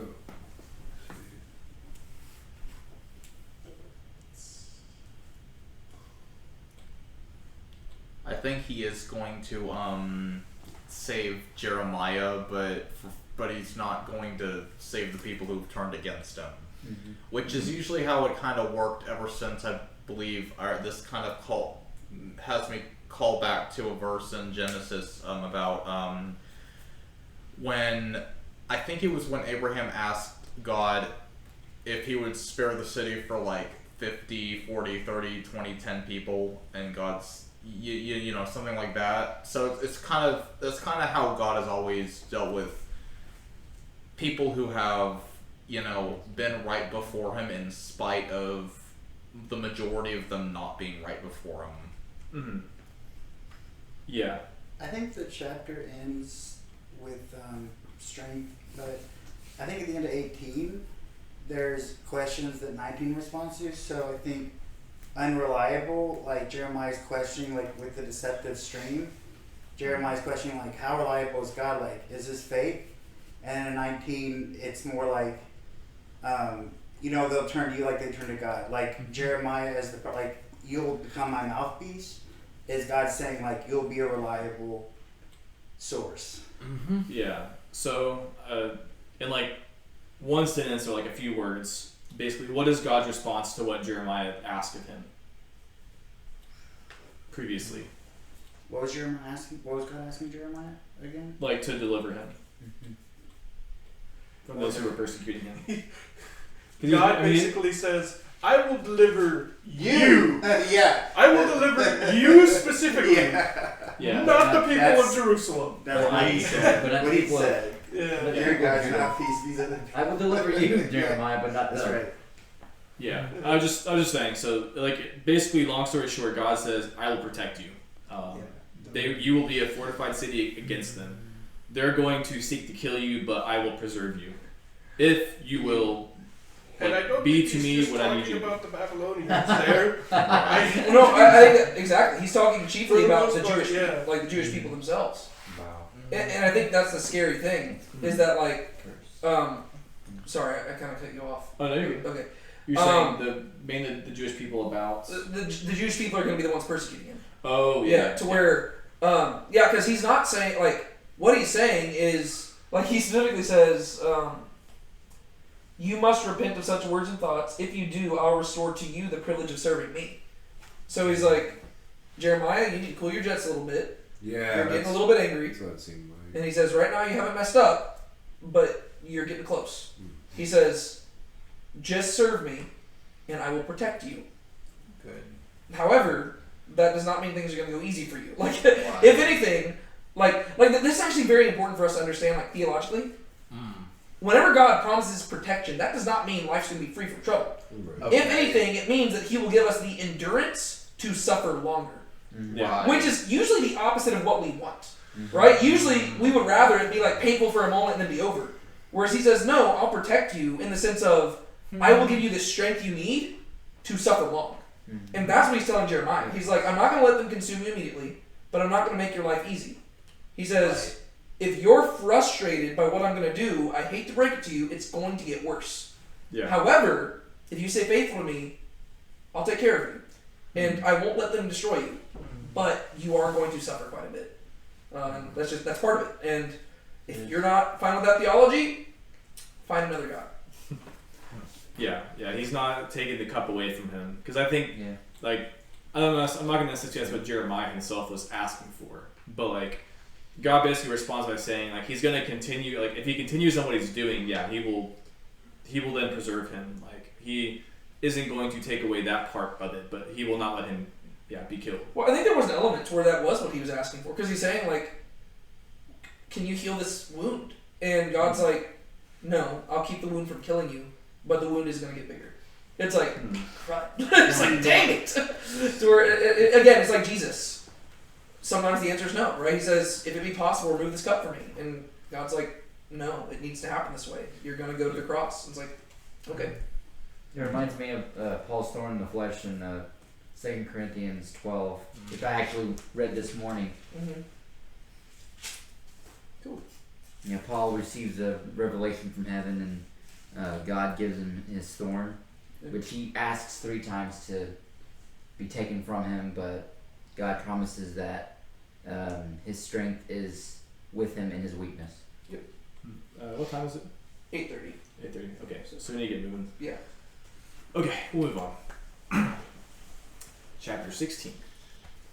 The word of Yahweh also came to me, saying, You shall not take a wife for yourself, nor have sons or daughters in this place. For thus says Yahweh concerning the sons and daughters born in this place, and concerning their mothers who bear them, and their fathers who beget them in this land. They will die of deadly diseases. They will not be lamented or buried. They will be as dung on the surface of the ground, and come to an end by sword and famine. And their carcasses will become food for the birds of the sky, and for the beasts of the earth. For thus says Yahweh, do not enter the house of the funeral meal, or go to lament, or to console them. For I have withdrawn my peace from this people, declares Yahweh, my loving kindness and compassion. Both great men and small will die in this land. They will not be buried. They will not be lamented, nor will anyone gash himself or shave his head for them. Men will not break bread in the morning for them, to comfort anyone for the dead, nor give them a cup of comforting to drink for anyone's father or mother. Moreover, you shall not go into a house of feasting to sit with them, to eat and drink. For thus says Yahweh of hosts, the God of Israel, behold, I am going to cause to cease from this place, before your eyes and in your days, the voice of rejoicing and the voice of gladness, the voice of the groom and the voice of the bride. Now when you tell those people all these words, they will say to you, for what reason has Yahweh declared all this great calamity against us? And what is our iniquity, or what is our sin which we have committed against Yahweh our God? Then you are to say to them, it is because your fathers have forsaken me, declares Yahweh, and have walked after other gods and served them and worshipped them. But me they have forsaken and have not kept my law. You too have done evil, even more than your fathers. Behold, you are each one walking according to the stubbornness of his own evil heart, without listening to me. So I will hurl you out of this land into the land which you have not known, neither you nor your fathers, and there you will serve other gods day and night, for I will grant you no favor. Therefore, behold, days are coming, declares Yahweh, when it will no longer be said, or we'll stop there real quick. It's a new thought. So what does God say there? God's like, hand me the salt because I'm about to rub it in that wound. Ouch. Like, Better to obey God than to, yeah. keep on saying no to him. Or I noticed Jeremiah has a lot of claims and counterclaims as far as promises go. The youth shall not take a wife. It makes me think of how girls in the church, they want Jesus as a boyfriend. Everybody claims in Genesis, fruitful and multiply. Everybody claims they're going to have a husband, a wife, and they're going to claim they're going to declare they have lots and lots of kids. But here in Jeremiah, he's told no wife, no kids. Well, And that's so, not a promise he wants to hear. Or Yeah. a lot of people Well, wouldn't want to hear. yeah. Well, so why is he saying that? Why is he telling him don't take a wife? Well, he's trying to spare him suffering. I mean, that's just not a promise most, like a modern person wouldn't want to claim. I think Mhm. God wants. Well, God is Like later. He's thinking later down the road.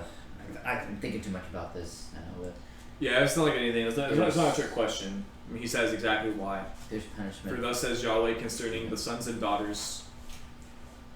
And then what does he say? He basically says that don't take a wife or have any children with, the women of this land because they're just going to die. Mm-hmm. Yeah. Yeah, so he's trying to spare them the heartache of losing them. And also probably, in addition to that, I don't think it's explicitly stated, but they're probably also sinful.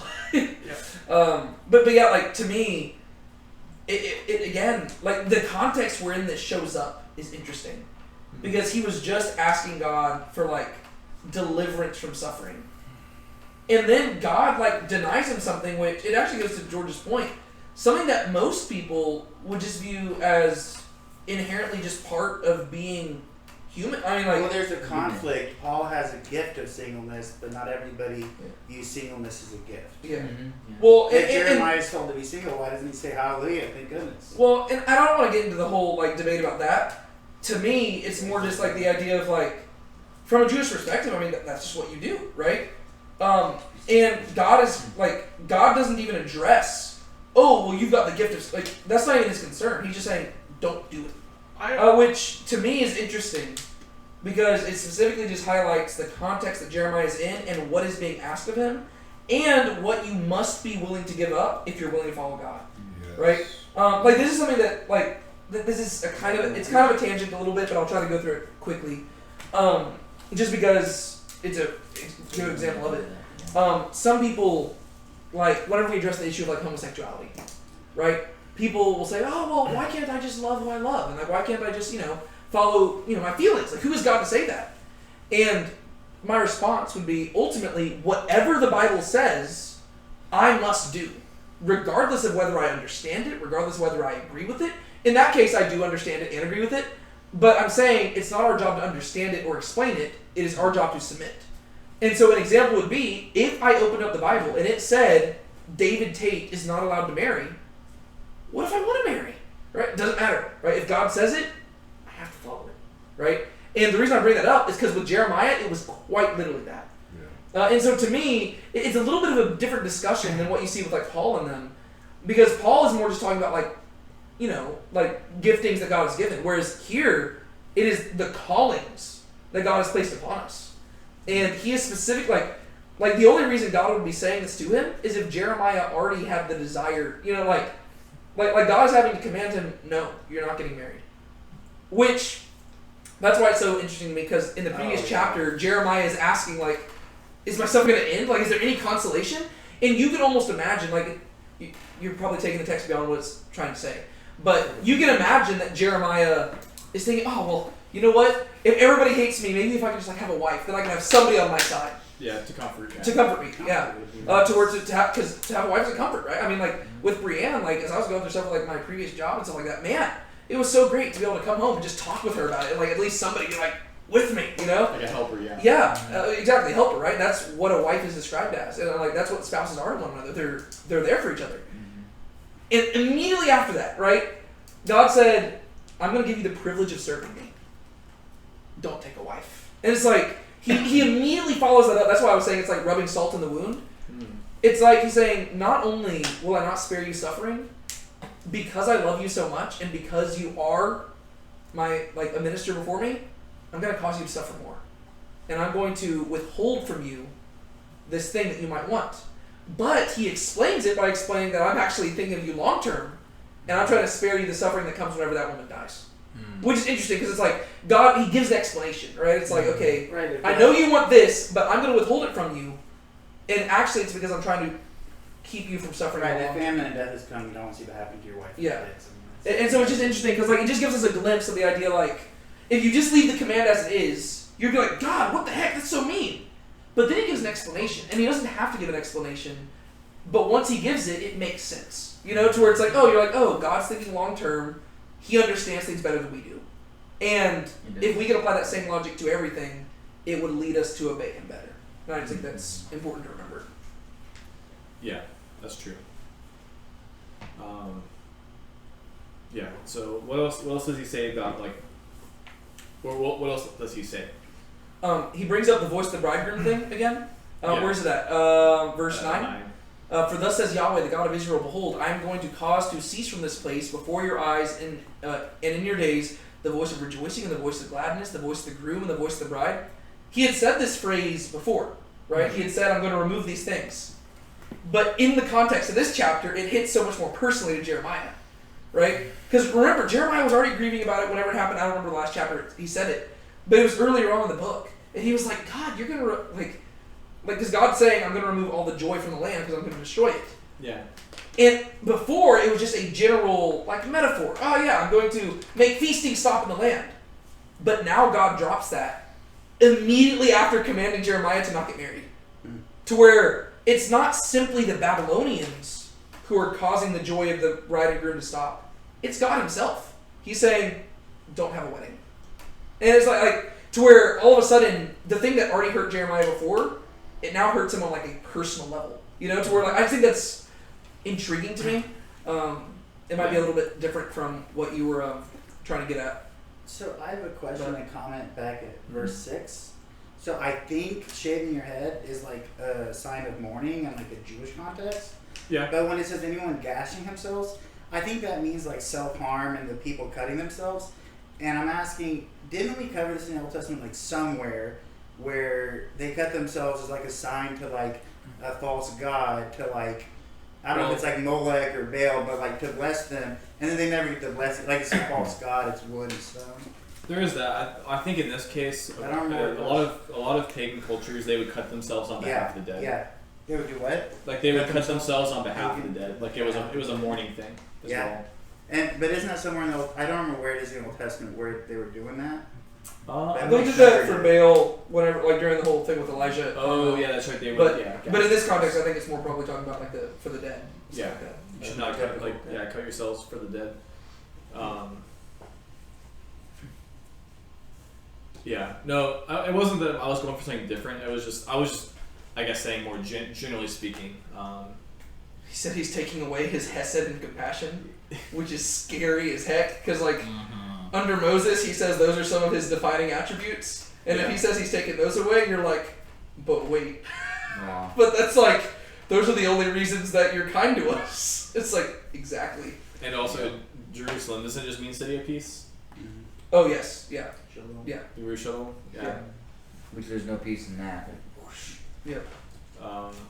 Yeah, and just really throughout here, just really the idea of like there's no mourning, there's no burials, just it's really just death and sadness. Yes. And also, I think part of it is just also the fact that because of the devastation, there won't be anyone left To mourn. for them because everyone will either be dead or in exile. Right. So they quite literally will just be abandoned. They'll just be dead on the ground, and there won't be anyone left to mourn for them, which is very sad. That's what sin does. Then you get to verse 10, and you're like, what? Oh yeah. What? But why? What have we done wrong? God's like, You sin. are you kidding me? He's like, we're in chapter 16 at this point, guys. Like, y'all should know the answer to this question. Yup. Yeah. Did I stutter? Yep. Idolatry. And then, I mean, he pretty much says the same stuff.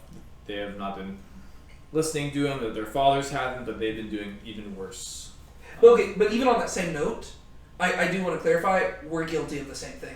Yeah. Towards like, we can read the entire Bible, and God can get on to people for the same exact thing, and we can be guilty of those same exact things, yet for some reason with ourselves we make an exception. We're like, what do I do wrong? It's like, the same thing. Like, you are the Pharisees. You are Judas. You are the grumbling Israelites in the wilderness. You are the people of Judah. It's like we're not the good guys of the story. We're the bad guys. Like, we're the ones who crucified the Messiah. Like, every single day when you choose to sin, you are choosing to sell Jesus to the Romans and nail him to the cross. Like, that is what you're doing every time you sin. True. Yet we're like, what did I do? It's like, what do you mean, what did you do? You did the same thing as everybody else before you, but like, you think you're the exception. And I like that that's exactly how Jeremiah answers it. He doesn't start by simply saying, here's what you did wrong. He says, well, first off, your ancestors screwed up. And then secondly, you didn't learn from their mistakes. And so it's like, the same thing would be true for us as well. It's like... That's true. Yeah, and I imagine that to some degree there is some sense of... Because he's saying like he's going to them and declaring this and they're responding. There's probably also some degree of just like... straight up like they do know, but they're just denying it as well. Which is something that has been like also stated, which is like they're basically suppressing their guilt. And so I think that to some degree they also do know, they're just kind of putting on like a face. Which I think is also true for us a lot of times too. Yeah. I think a lot of times we're like, what am I doing wrong? It's like, you know that you're a sinner, right? It's like, I think you know what you're doing wrong. You're just trying to deny it. You don't want to admit it. Yeah. Maybe if just we all deny it at the same time, then it'll just make Jeremiah look bad. Exactly. Yeah. Silly Jeremiah. It's putting on a performance. Or it's really just like politics to some degree, but yeah. Anything else? Yeah, we can probably just go and move on. Yeah. Therefore, behold, days are coming, declares Yahweh, when it will no longer be said, as Yahweh lives, who brought up the sons of Israel out of the land of Egypt, but as Yahweh lives, who brought up the sons of Israel from the land of the north and from all the lands where he had banished them. For I will return them to their own land, which I gave to their fathers. Behold, I am going to send for many fishermen, declares Yahweh, and they will fish for them. And afterwards I will send for many hunters, and they will hunt them from every mountain and every hill, and from the crevices of the rocks. For my eyes are in all their ways. They are not hidden from my face, nor is their iniquity concealed from my eyes. I will first doubly repay their iniquity and their sin, because they have profaned my land. They have filled my inheritance with the carcasses of their detestable idols, and with their abominations. O Yahweh, my strength and my strong defense, and my refuge in the day of distress, to you the nations will come from the ends of the earth and say, our fathers have inherited nothing but lies, futility and things of no profit. Can man make gods for himself? Yet they are not gods. Therefore, behold, I am going to make them know. This time I will make them know my power and my might. And they shall know that my name is Yahweh. Alrighty. The amount of Exodus language in this is just so interesting. Right. Yeah, because like throughout Exodus, one of the phrases that's repeated most often is, "Thus you shall know that I am Yahweh your God, who has taken you out of the land of Egypt." Mm-hmm. And like now he's saying, "Thus you shall know that I am Yahweh," which is ironic because they should have already known that. Right. Because that was the purpose of the Exodus. Hence why it was repeated. Thus you will know that I am Yahweh your God. Like that was the goal of the Exodus, was to help them know Yahweh. But now he says, in the future they won't say, "Thus, it was Yahweh who took them out of Egypt." They'll say it's Yahweh who took them out of the north. It's like, so there's a second Exodus. But Yeah. it's like, wait, but the time leading up to that second Exodus wasn't pleasant. Bingo. I can't remember it exactly. Now you're catching on. But there's a verse early on in our book Jeremiah, which is like very principle, but exactly it's like there's hope, there's destruction, and there's hope. Mm-hmm. And right here in this chapter, you have the famines, you have the death, and then you have the restoration of Israel. But there's a verse early on that says, like poetically in language, like I will destroy you, but then I will rebuild you. Mm-hmm. And so it's really cool to see it all at once right here. Yeah, and it's because obviously, like, It's in the very beginning of the Yeah. chapter where he says to Jeremiah, I will send you to tear down and to rebuild. Yeah, tear down and rebuild. Yeah. mm-hmm. And obviously it's because, again, even though, like, this is the destruction and exile, all of it is not without reason. There is an end goal to it, and so part of that is going to involve that God will bring them back to the land, but they need to be disciplined first. But he doesn't obviously he doesn't really focus too much on the restoration part here.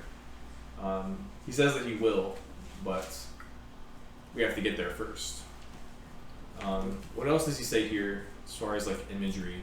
No, I mean, I kind of took something from verse 19, where he says, "The Gentiles shall come unto thee," or in the King James version, "from the ends of the earth, and shall say, Surely our fathers have inherited lies, vanity, and things wherein there is no profit."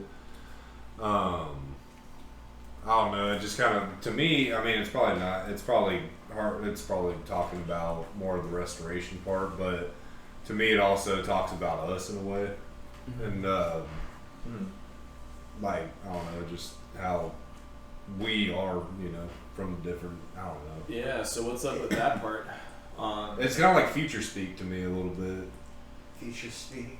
Does that mean like we're inheriting? So lives? in that sense, what do you think it means? Well, the generation. Talking about us. Down to the Mm-hmm. down. Like us, or like Like us, like us, but like the Gentiles, like everybody, not just not just Judah.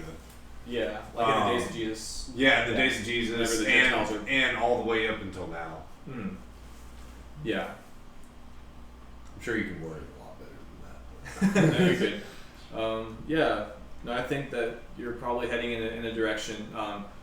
So remember that we're also going through the prophets, and a lot of times things in the prophets, they do have like they're somewhat ambiguous sometimes. So they have both sometimes more immediate, and sometimes more future fulfillments. Right. Sometimes in the same verse. Right, like they're probably at the time the other people were like, "What, the Gentiles from the ends of the earth? What are you talking about?" But Mm. Yeah.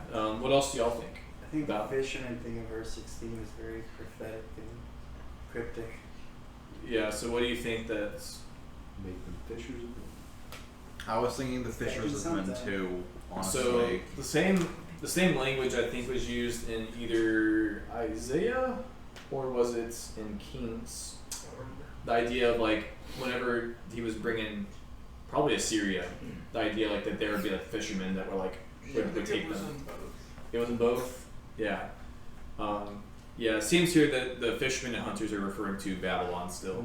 And the idea is like no one's escaping, and so it is like the idea of like the fishermen are grabbing all the fish and they can't escape the nets, and then also the hunters are hunting them down. So if they flee the mountains, they're gonna find them there. So Jesus going to exile. Yeah. Yeah, which is but again, this is like that's another thing that's been also a thing throughout is that this judgment that's coming is not it's unavoidable too. Like no one can escape it. So if they come out of it alive, then God's preserving them. Yeah. So yeah. So that's what he's saying there. What else do y'all think about like verses like 19 and like through the end of the chapter? I think I agree with what Dallas said about, or in the future, like now, even today, do we make our own gods? Like these are not really gods. Yeah. So I feel like, even though it's Judah, I feel like Israel as a nation. I feel like the Jewish people, they have the real God, and then the other people have idols, and then like later it's like even though they fall, like there's idolatry and there's false gods, and there's the point of the relationship with God. Like here in the Old Testament, like it's pointing everybody towards the true God of Israel, even though there's a lot of back and forth with like exiles and so forth. Also, kind of talks about our own pride a little bit too, making gods of ourselves, Yeah, that's true. or that we think we're as great as God. Kind of what David was saying earlier with what is it exactly? Talking about. Sorry, I'm trying to gather my words here. No, you good.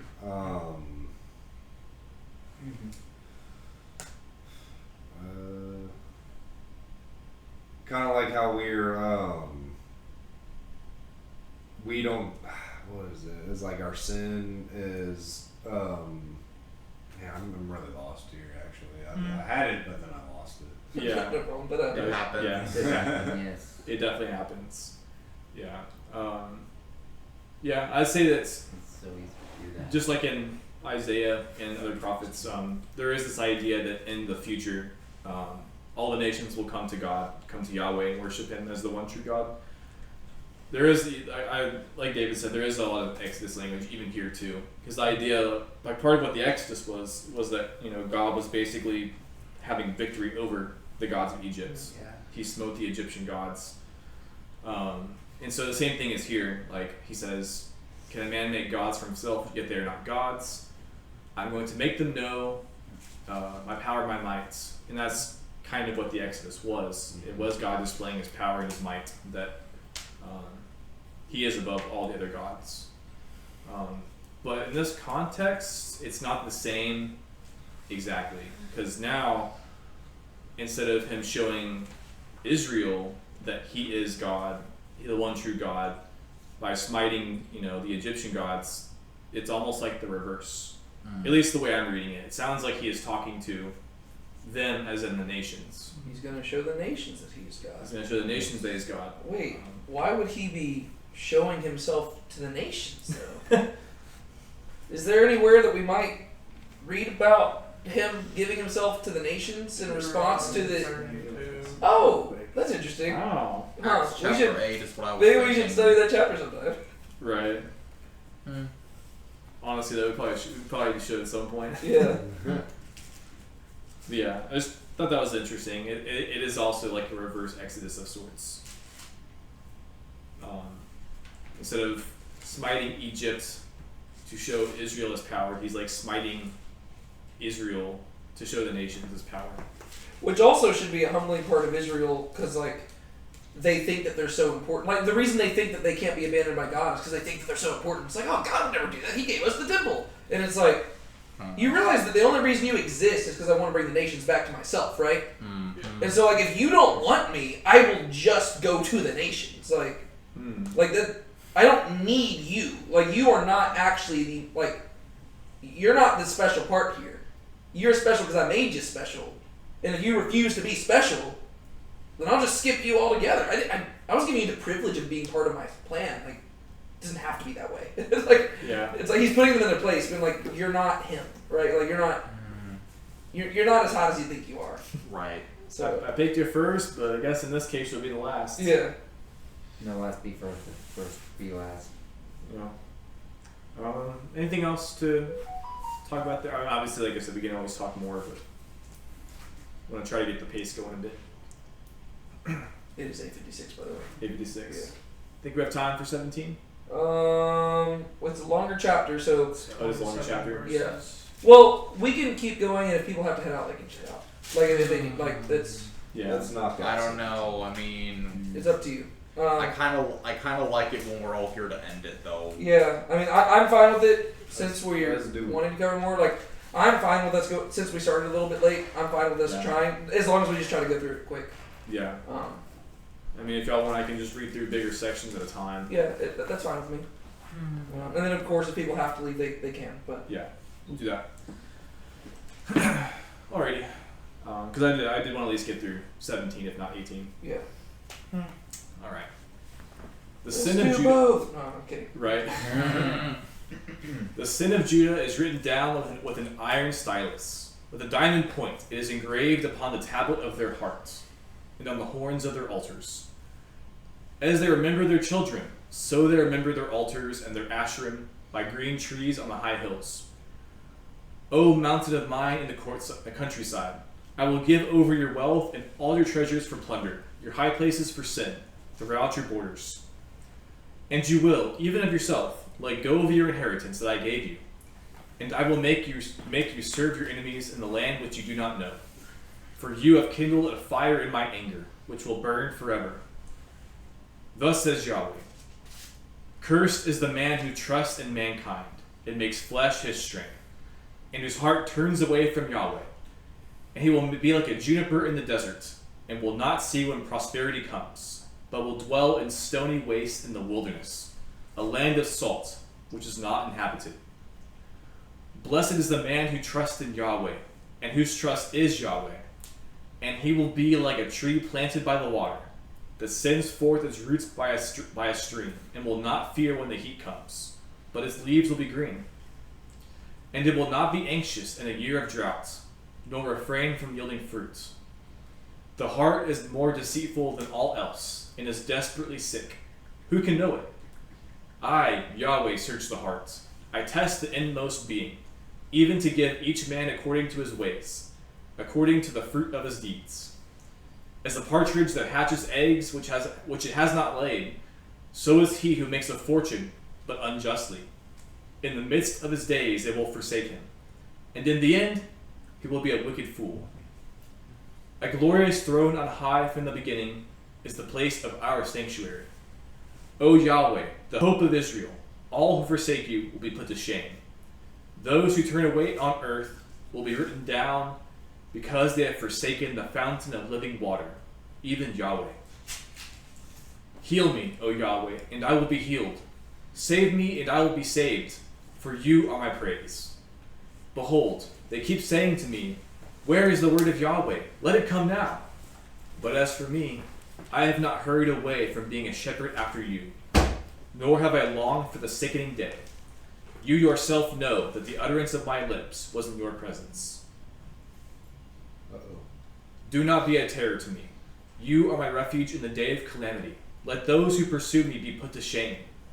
But as for me, let me be not put to shame. Let them be dismayed, but let me not be dismayed. Bring on them a day of calamity, and crush them with twofold crushing. We'll stop there. Alrighty. So there's a lot in there. A lot in there. There may have been a verse in there that we often hear. Mm-hmm. So what is being said here? I mean, he's just highlighting that there's no denying Judah's sinfulness. Like, it is written down with an iron stylus. Yeah. With a diamond point. It is engraved in the tablet of their heart. Like, I love that because, like, the idea is that it's being inscribed with something that is, like, the hardest substances they know, right? Iron and diamond. Yeah. But it's not inscribed where you would think, right? You would think it's inscribed, like, on a tablet of stone. But he says, no, it's on their heart. Which is, like, it actually sets up the verse that we quote so often, like, the heart is deceitful above all things. It's setting it up by pointing out that's what God is concerned about, right? It actually isn't as important for their sins to be written down on a tablet of stone carved into a wall. What's problematic is that their sins are engraved on their hearts, and there's no way to heal it, right? It's like when God looks at their hearts, He does not see clean hearts that are righteous and loving and holy and faithful. All He sees is these hearts that are engraved with a list of sins that cannot be erased.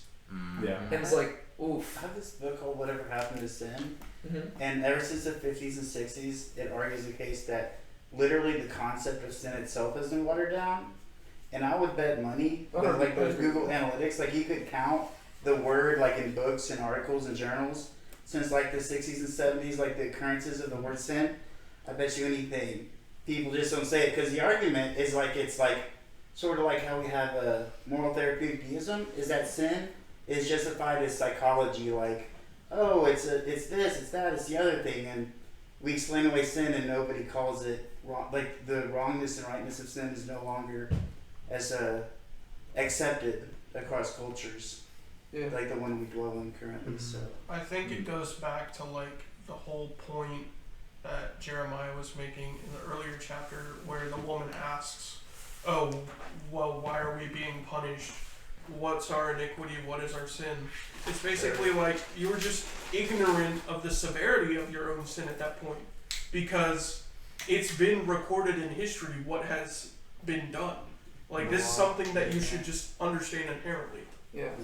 And Well, and then what's even more concerning is that even if it weren't recorded in history, it's recorded on their hearts, and that's where God looks. And and that even goes back to him talking about like Samuel and stuff. Like God looks to the heart, and there's actually a lot of stuff in this chapter, which intentionally calls back to previous stuff. And I think like honestly, just going through this study as we've been doing it, it's been reinforcing the fact to me that Jeremiah, like more than any other book we've studied so far, you can tell that Jeremiah was well read in the other books of the Bible, right? Like most of the books of the Bible, you can tell that like they're maybe familiar with like the Torah, but like with Jeremiah, you can tell that he's read Samuel. You can tell that he's read like these others. Like it's really interesting. I know Moses said that the law of the stone would be written on the heart, and reading Jeremiah, I think that's going to be a principal thing in Jeremiah. It is the transition of the law of stone into the fleshy heart. Well, because that ultimately goes down to the problem that Jeremiah's wrestling with, right? He says that he's got an injury, he needs it fixed. And God is just opening up the wound even more, right? And the reason why is because the injury that Jeremiah is experiencing, like concerning like the destruction of the people, it ultimately stems from their sin. And so there cannot be a balm for Jeremiah's injury until there's a balm for the people's sin. And so God's pointing out the sin, He goes down to their heart, right? It's not like it's not just their actions. It comes from their heart. Their heart is corrupt, and they need a new heart. And that's ultimately going to be what God's paving the way for later on in the book. Yeah, and like reading verses like 2 and 3, or verse 2. To me, like the idea is when he says that it's engraved upon their heart, he's all like, and then you combine with verse like 2, as they remember the children, so they remember the altars in their ashram. It's almost like the imagery is like a husband and wife, and it's almost like as the husband is like with or the wife is with the husband, her mind is like thinking of this other guy. It's like externally she's like, or he or she is like doing the, like they're on the date or like they're living with the person, but like in their head, like in their mind, they're thinking of somebody else. Like their heart's devoted to someone else. Yeah. But so the idea is like they think they've had that person fooled. Like they don't think that person knows. Like that they're actually devoted to someone else. But really God's saying like, hey, I see it. I see it. I see you're, that you're actually devoted to the ashram, not me. Don't let your heart, like basically your heart is that's Deceptive. part of what it's getting to is the heart is deceitful above all else. Yeah.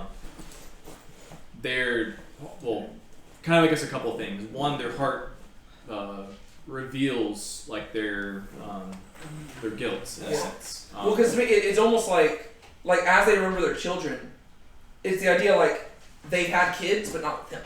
You know, like that'd be the imagery towards like. That's true. It's like when they look at your fruit, that is not fruit that comes from me, right? It's like if two white people got married and the baby was black. It's like that's true. That is not my child, right? And so he's like, the fruit you're bearing is not from me. You're bearing Asherim and altars, and you're building up the high hills. I didn't give birth to that. You know what I mean? Like it's kind of the same imagery. That's true. But, like they look at their kid and they think of who they actually got the kid from. Yes. Yeah. Yeah. That's true. And then he goes on, "O mountain of mine on the countryside," right? Speaking of Jerusalem, I will give over your wealth and all your treasures for plunder, your high places for sin throughout your borders. So he's going to heap calamities on them, right? And then, and you will even of yourself let go of your inheritance that I gave you, and I will make you serve your enemies in the land which you do not know, for you have kindled a fire in my anger, which will burn forever. Everybody tell me, where's that phrase come from? Give it to me. Give it to me. Deuteronomy 32. Deuteronomy 32. Right here. It says, "For a fire is kindled in my anger, and it burns to the lowest part of Sheol, and it consumes the earth with its produce, and it sets on fire the foundations of the mountains." He's talking to the mountain of mine, right? "I will heap calamities on them. I will exhaust my arrows on them. They will be wasted by famine and consumed by plague and bitter destruction." So God says, whenever my fire is consumed in anger, well, they're going to be destroyed. And that's what he's saying here. And so it's exactly what he promised. "Cursed is the man who trusts in mankind and makes flesh his strength, and whose heart turns him away from Yahweh." He's just not happy right now. That particular verse is poetic to me. I know. David had already lived, King David, but the Psalms and the Proverbs, could they be quoting this ever? Or is that impossible? I would actually argue that the Psalms. I think that Jeremiah is probably quoting some of the Psalms. Is the other way around? Yeah, I would think so. Quoting the Psalms.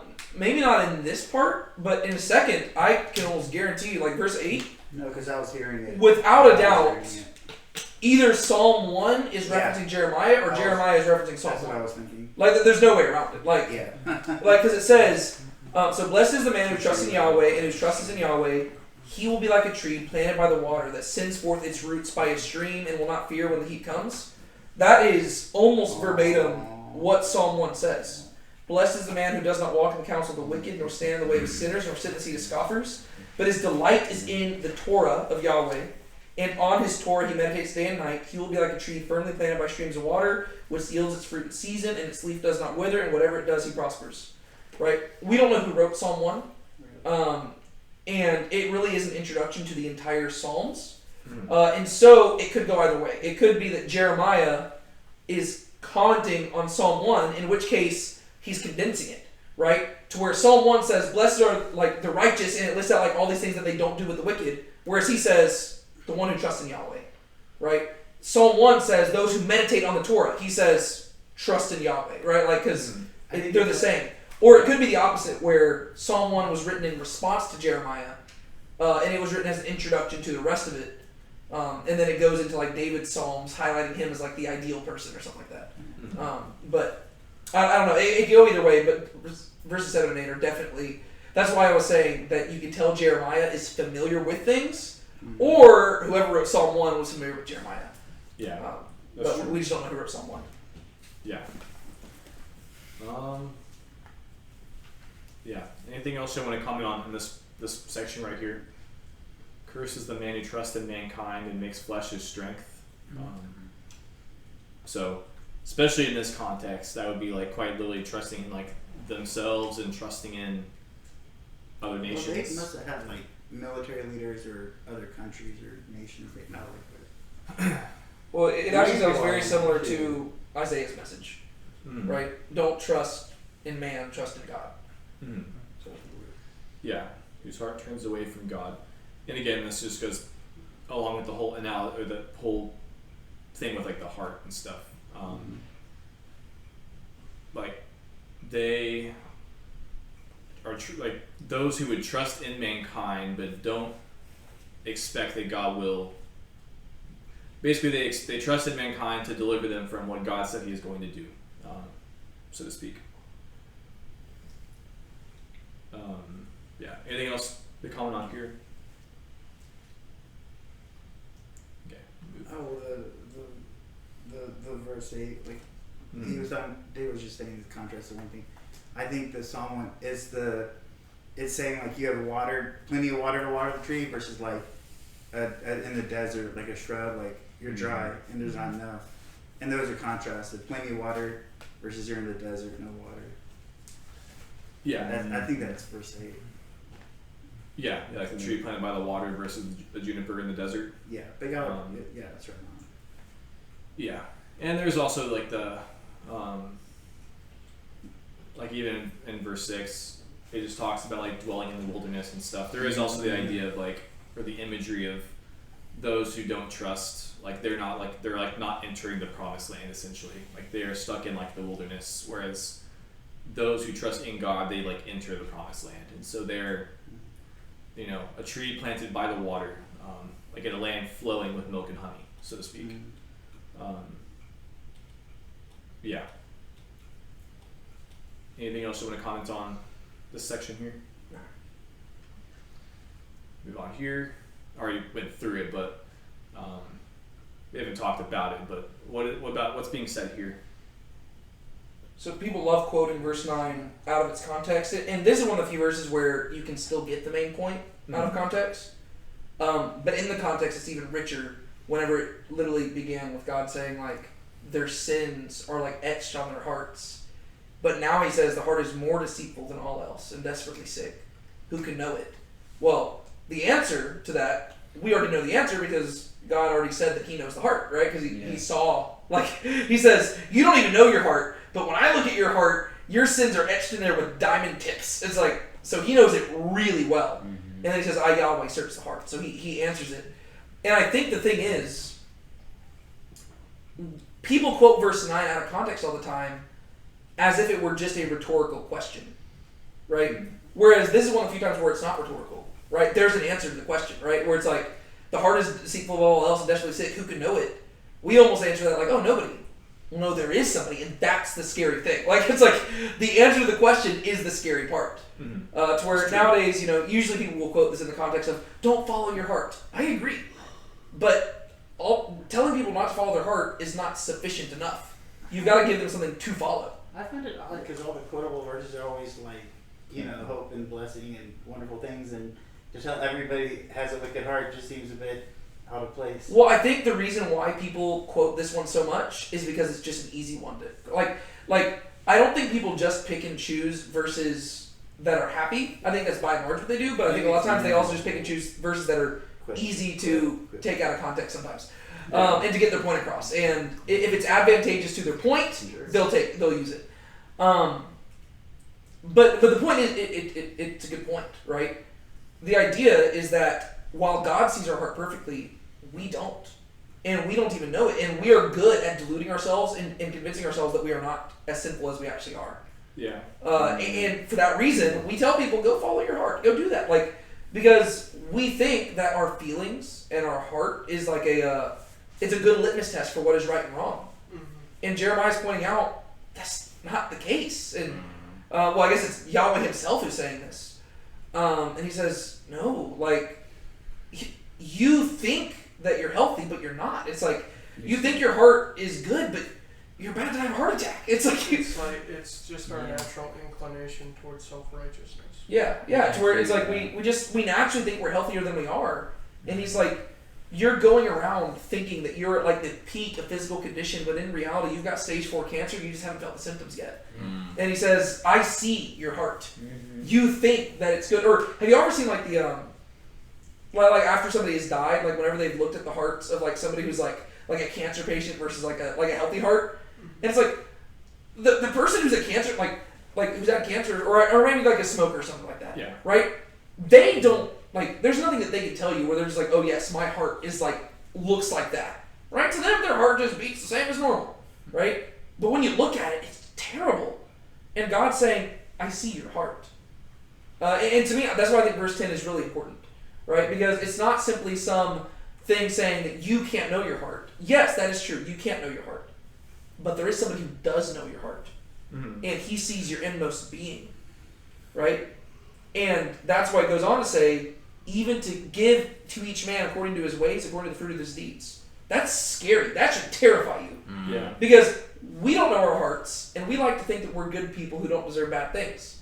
God says, I do know your hearts, and I'm the one responsible for returning unto each man what he has done. Mm. And that should scare you. Because you deceive yourself into thinking you're a better person, and you can afford to do that because you're not the judge of the universe. He says, I am the judge of the universe. I see you for who you truly are, and one day I'm going to have to pay you back for that. So he says, you should probably listen to me rather than your heart. Yeah. Because if you listen to yourself, you're going to end up on the wrong side of my judgment. Whereas if you listen to me, I can show you the right way. And so, I don't know. And maybe that's going back to like the cure and restoration of like Jesus, where like, you know, the stone is like the law, but like the flesh is like a new heart given. Like 2 Corinthians 5:17 or something. Yeah. Like we're supposed to get a new heart at some point. Well, I mean, that Needed. again, this is all paving the way for that in Jeremiah, Sure, right? sure. Where it's like, the idea is we need a new heart, right? Like, the Yeah, heart that we yeah, have we need it. is it's broken, Broken. not like broken heart like a broken relationship. It's It's broken in the sense of there's something within it that pits us against God. Yeah. And God says, we're going to have to change things up a little bit. Mm-hmm. And he's saying that we don't even see the depth of our problem, right? He alone sees it, and therefore he alone can remedy it. Does that make sense? Mhm. Sorry, I didn't mean to talk so long, because I know we've gone way over and we probably need to No, you're get good. through the rest of this chapter. No, you're good. I agree though. Needed. I think there's also some degree, at least from me, like what I get from reading it, from that verse. I also kind of feel like there's some degree of like when it's saying the heart's deceitful above all else, who can know it, and the answer is God. In the context of like the people, I feel like there's also the idea of like them concealing their sin, because the whole thing is like throughout this, really the whole thing has been the people are sinful, but they deny it. They say that God won't do anything.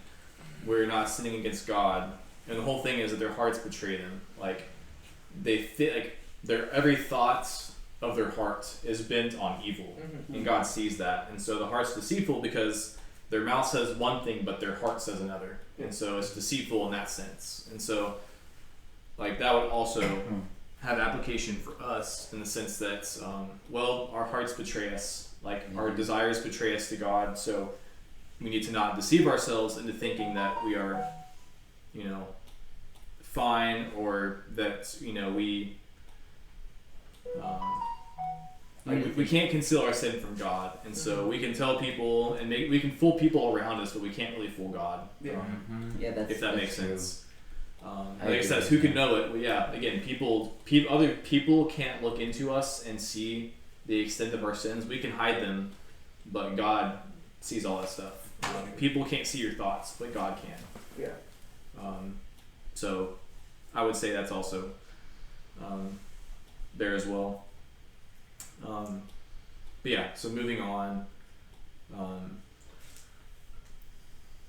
Does anyone have anything else to say here? We didn't really talk much about the second part, but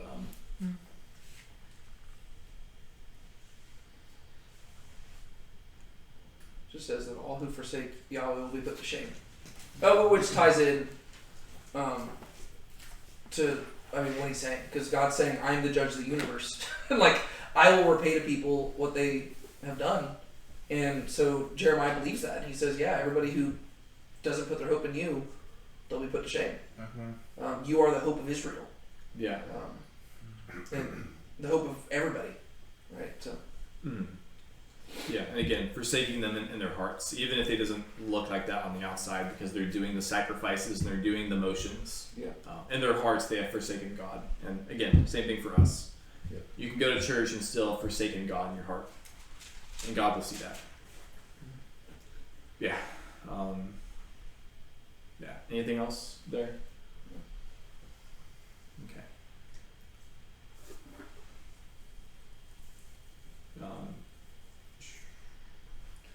Verse 19. Yeah. I think that's where we left off. Yeah. I'll go ahead and keep reading. Well, just the main thing right there is just that people keep asking him, "Where's the word of Yahweh? Let it come now." Like they're still in denial that his words are true, right? But he says that he's going to keep on doing what he's saying, and he's just really still just asking for comfort, right? Let those who pursue me be put to shame, but as for me, let me not be put to shame. He's just saying, God, you promised to protect me. Please protect me. I'm committed to doing what you've said. Just, it's hard, right? Yeah. So- It kind of reminds me a bit of Jesus on the cross. And they say, like, if you're the Son of God, save yourself. Yeah. And the whole idea is, like, he's surrounded by scoffers, but he's, like, Yeah. not... He's not giving. He's not giving into that. Yeah. Okay. I'll read it. I'll move on. We'll move on. Thus Yahweh said to me, "Go and stand in the public gates, through which the kings of Judah come in and go out, as well as in the gates of Jerusalem, and say to them, Listen to the word of Yahweh, kings of Judah and all inhabitants of Jerusalem who come in through these gates. Thus says Yahweh, Take care of yourselves, and do not carry any load on the Sabbath day or bring in anything in through the gates of Jerusalem. You shall not bring a load out of your houses on the Sabbath day, nor do any work, but keep the Sabbath day holy, as I commanded your fathers. Yet they did not listen or incline their ears, but stiffened their necks in order to not listen or receive discipline. But it will be, if you listen carefully to me, declares Yahweh, to bring no load in through the gates of this city on the Sabbath day, but to keep the Sabbath day holy by doing no work on it. Then there will come through the gates of the city kings and princes sitting on the throne of David, riding in chariots and on horses, they and their princes, the men of Judah and the inhabitants of Jerusalem, and this city will be inhabited forever. And they will come in from the cities of Judah and from all around Jerusalem, from the land of Benjamin, from the Shephelah, from the hill country, from the Negev, bringing burnt offerings, sacrifices, grain offerings, and frankincense, and bringing sacrifices of thanksgiving to the house of Yahweh. But if you do not listen to me to keep the Sabbath day holy by not carrying a load, and coming in through the gates of Jerusalem on the Sabbath day, then I will kindle a fire in its gates, and it will devour the palaces of Jerusalem and not be quenched.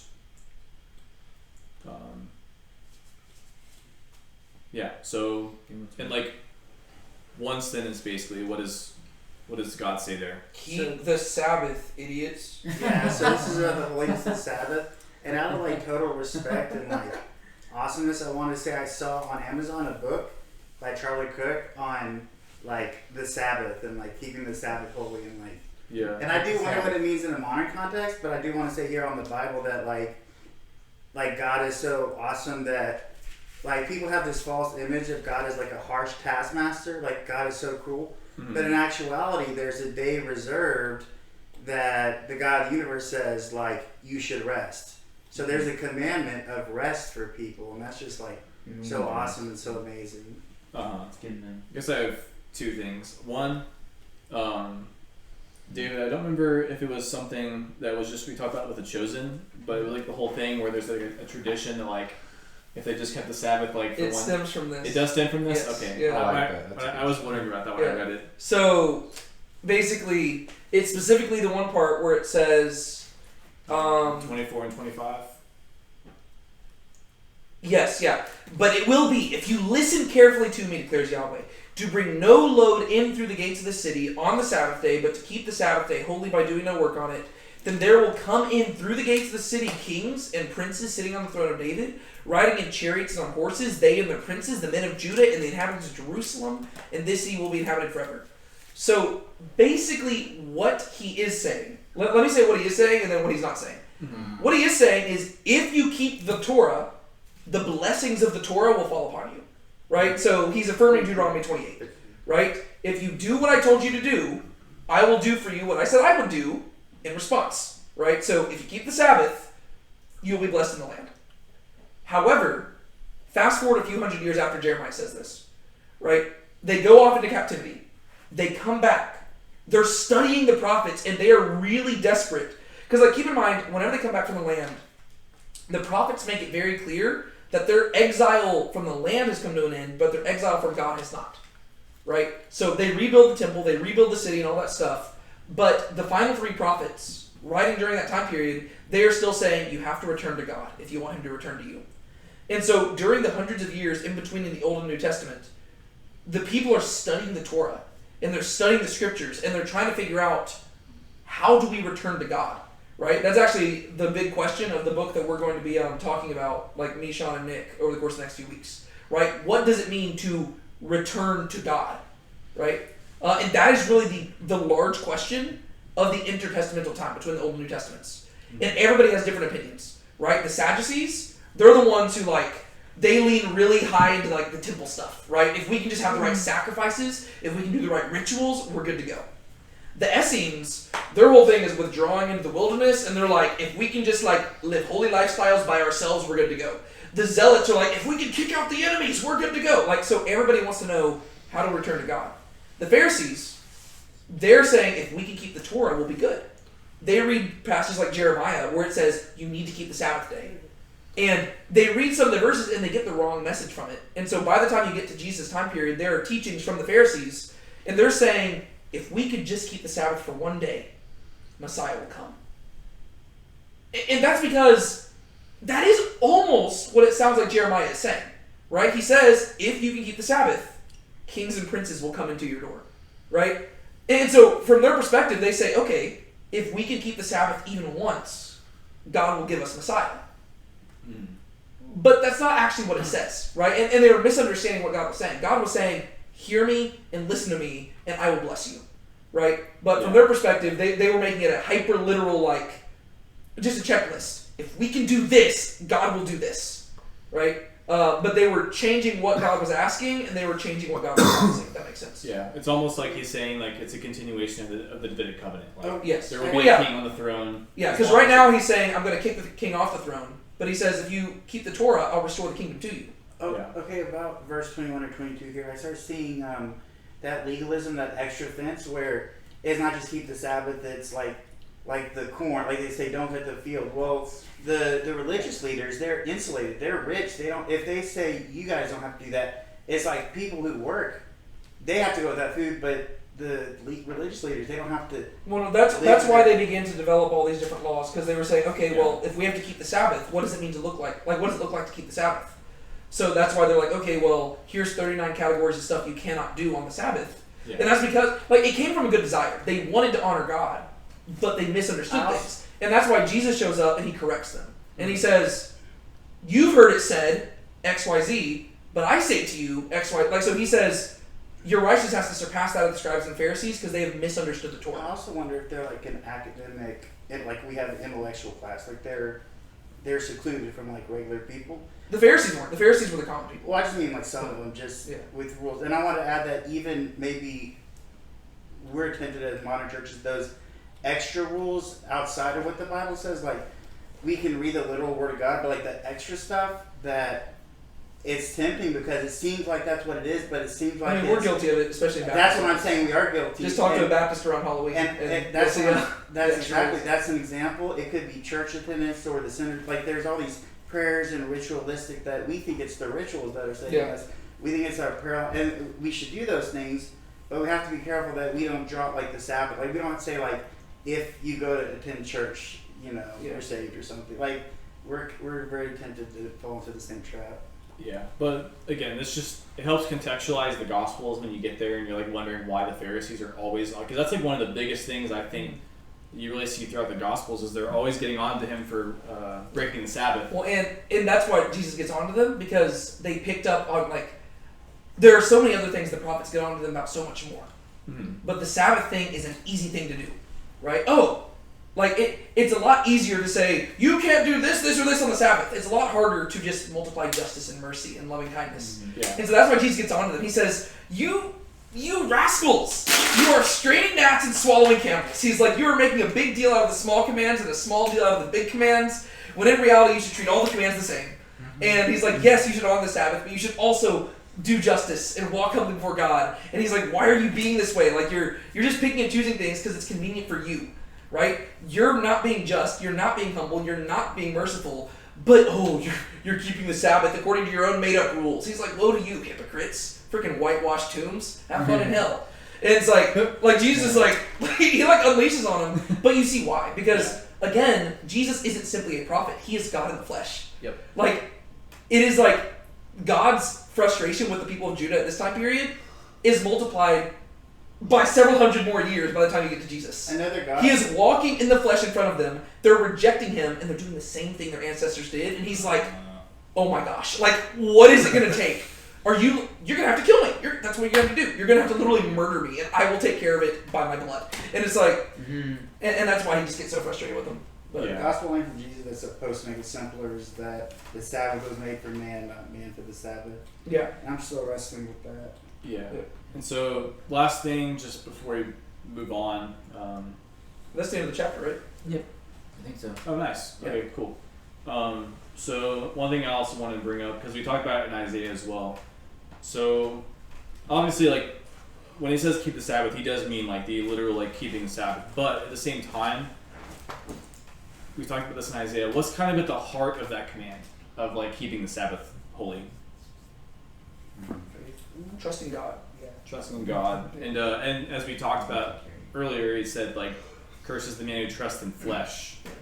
And kind of the same thing here, like, to not keep the Sabbath and to actually do work, you're kind of trusting in your flesh. I also think that's a really important distinction to make, because nowadays when people talk about the Sabbath, especially in our modern culture, which is just like obsessed with sleep and rest and treating yourself, we totally misunderstand what the Sabbath is, right? Because we think the Sabbath is just like time for a lazy day. It's like, oh, gotta get my 10 hours of sleep today, and like it's all about treating yourself.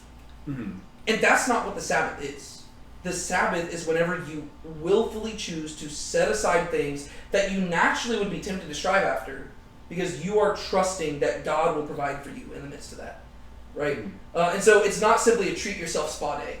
It's a day where you are ceasing from things that you normally would be anxious about doing. And you're saying, God, I'm going to entrust that with you, and instead I'm going to focus on what you've provided. I'm going to focus on family, I'm going to focus on friends, I'm going to spend time in your word. That's what it's a day of ceasing, not a day of like chillaxing and doing nothing. Yeah, it is almost like fasting in like a different way. It is, and I think that's why those things are kind of like lumped together. Towards like fasting, keeping the Sabbath. It's all a spiritual discipline where you're exercising your trust in God and expressing your reliance on Him to provide. And it hits different. Like nowadays, we just want a Sabbath day because we want to be lazy. Whereas in reality, like, we've got way more free time than any people back then ever had, right? Like, they worked sunrise to sunset, like, working out in the fields, and we're, like, over here, like, man, I worked, like, for 8 hours at a job where I was sitting at a cubicle. Whew, I am beat. And it's like, all right, like, we're fine. And, I don't know, it's just, we have to realize, for them, to take a day off, I mean, that's a day where you should be out there, like, earning money to put food on the table for your family, right? Whereas for us, most of us work 5 days a week, so we already have 2 days off, you know? Yeah. So it's just a vastly different culture, so we have to realize that what it's calling us to is something different. And if we want to keep Sabbath nowadays, it's going to look different than simply taking a day off, right? It's got to be intentionally disengaging from things that would like we're having to actively choose to trust God.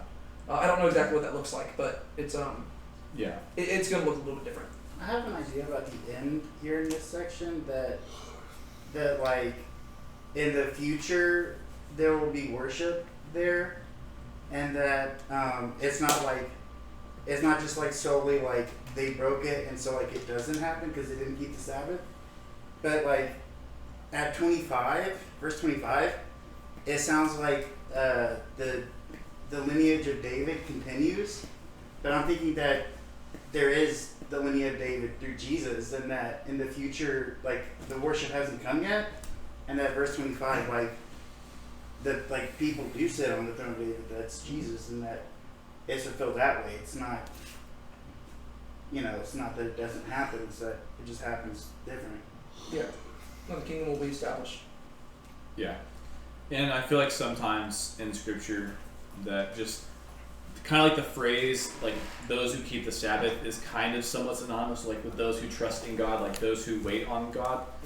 It was the same thing in Isaiah, because the whole thing with Isaiah was not trusting in human alliances. It was, like, kind of, like, stand still and let God do the work. And so it was kind of the same thing there, too. Like, instead of trying to deliver yourself, or them trying to deliver themselves, like Hezekiah, needed to like trust in God, not in Egypt or in other nations. And the same thing here.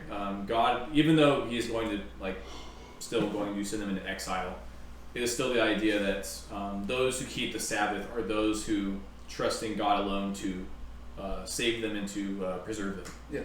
I also want. So do we know if like there will be Sabbath keeping in the future kingdom? Like all this stuff. Will there be a temple in Jerusalem and sacrifice? People have different theories about it. Frankincense. Is that question raised because of Yeah, this? I mean, section? people have different theories about all of it. I mean, the Bible describe. I mean, it depends on how you interpret stuff in Ezekiel, Jeremiah, all of it. It seems like the Bible seems to describe a future temple. It seems to describe sacrifices being made, Yeah. but I don't know. I don't either. Show up and find out. Yeah. So we go ahead and wrap up. Yeah. Is there any last things y'all want to talk about before we wrap up? Close up? No? Alrighty. Someone want to pray us out? I'll do it. Lord, we thank you for allowing us to be here. I thank you for Sean leading us through this. I thank you for the discussion that we've had. And God, I thank you for your word, and I thank you for inspiring the prophet Jeremiah to write it down. I thank you for his honesty, and for your communication, God, and your willingness to make yourself known to us, though we do not deserve you.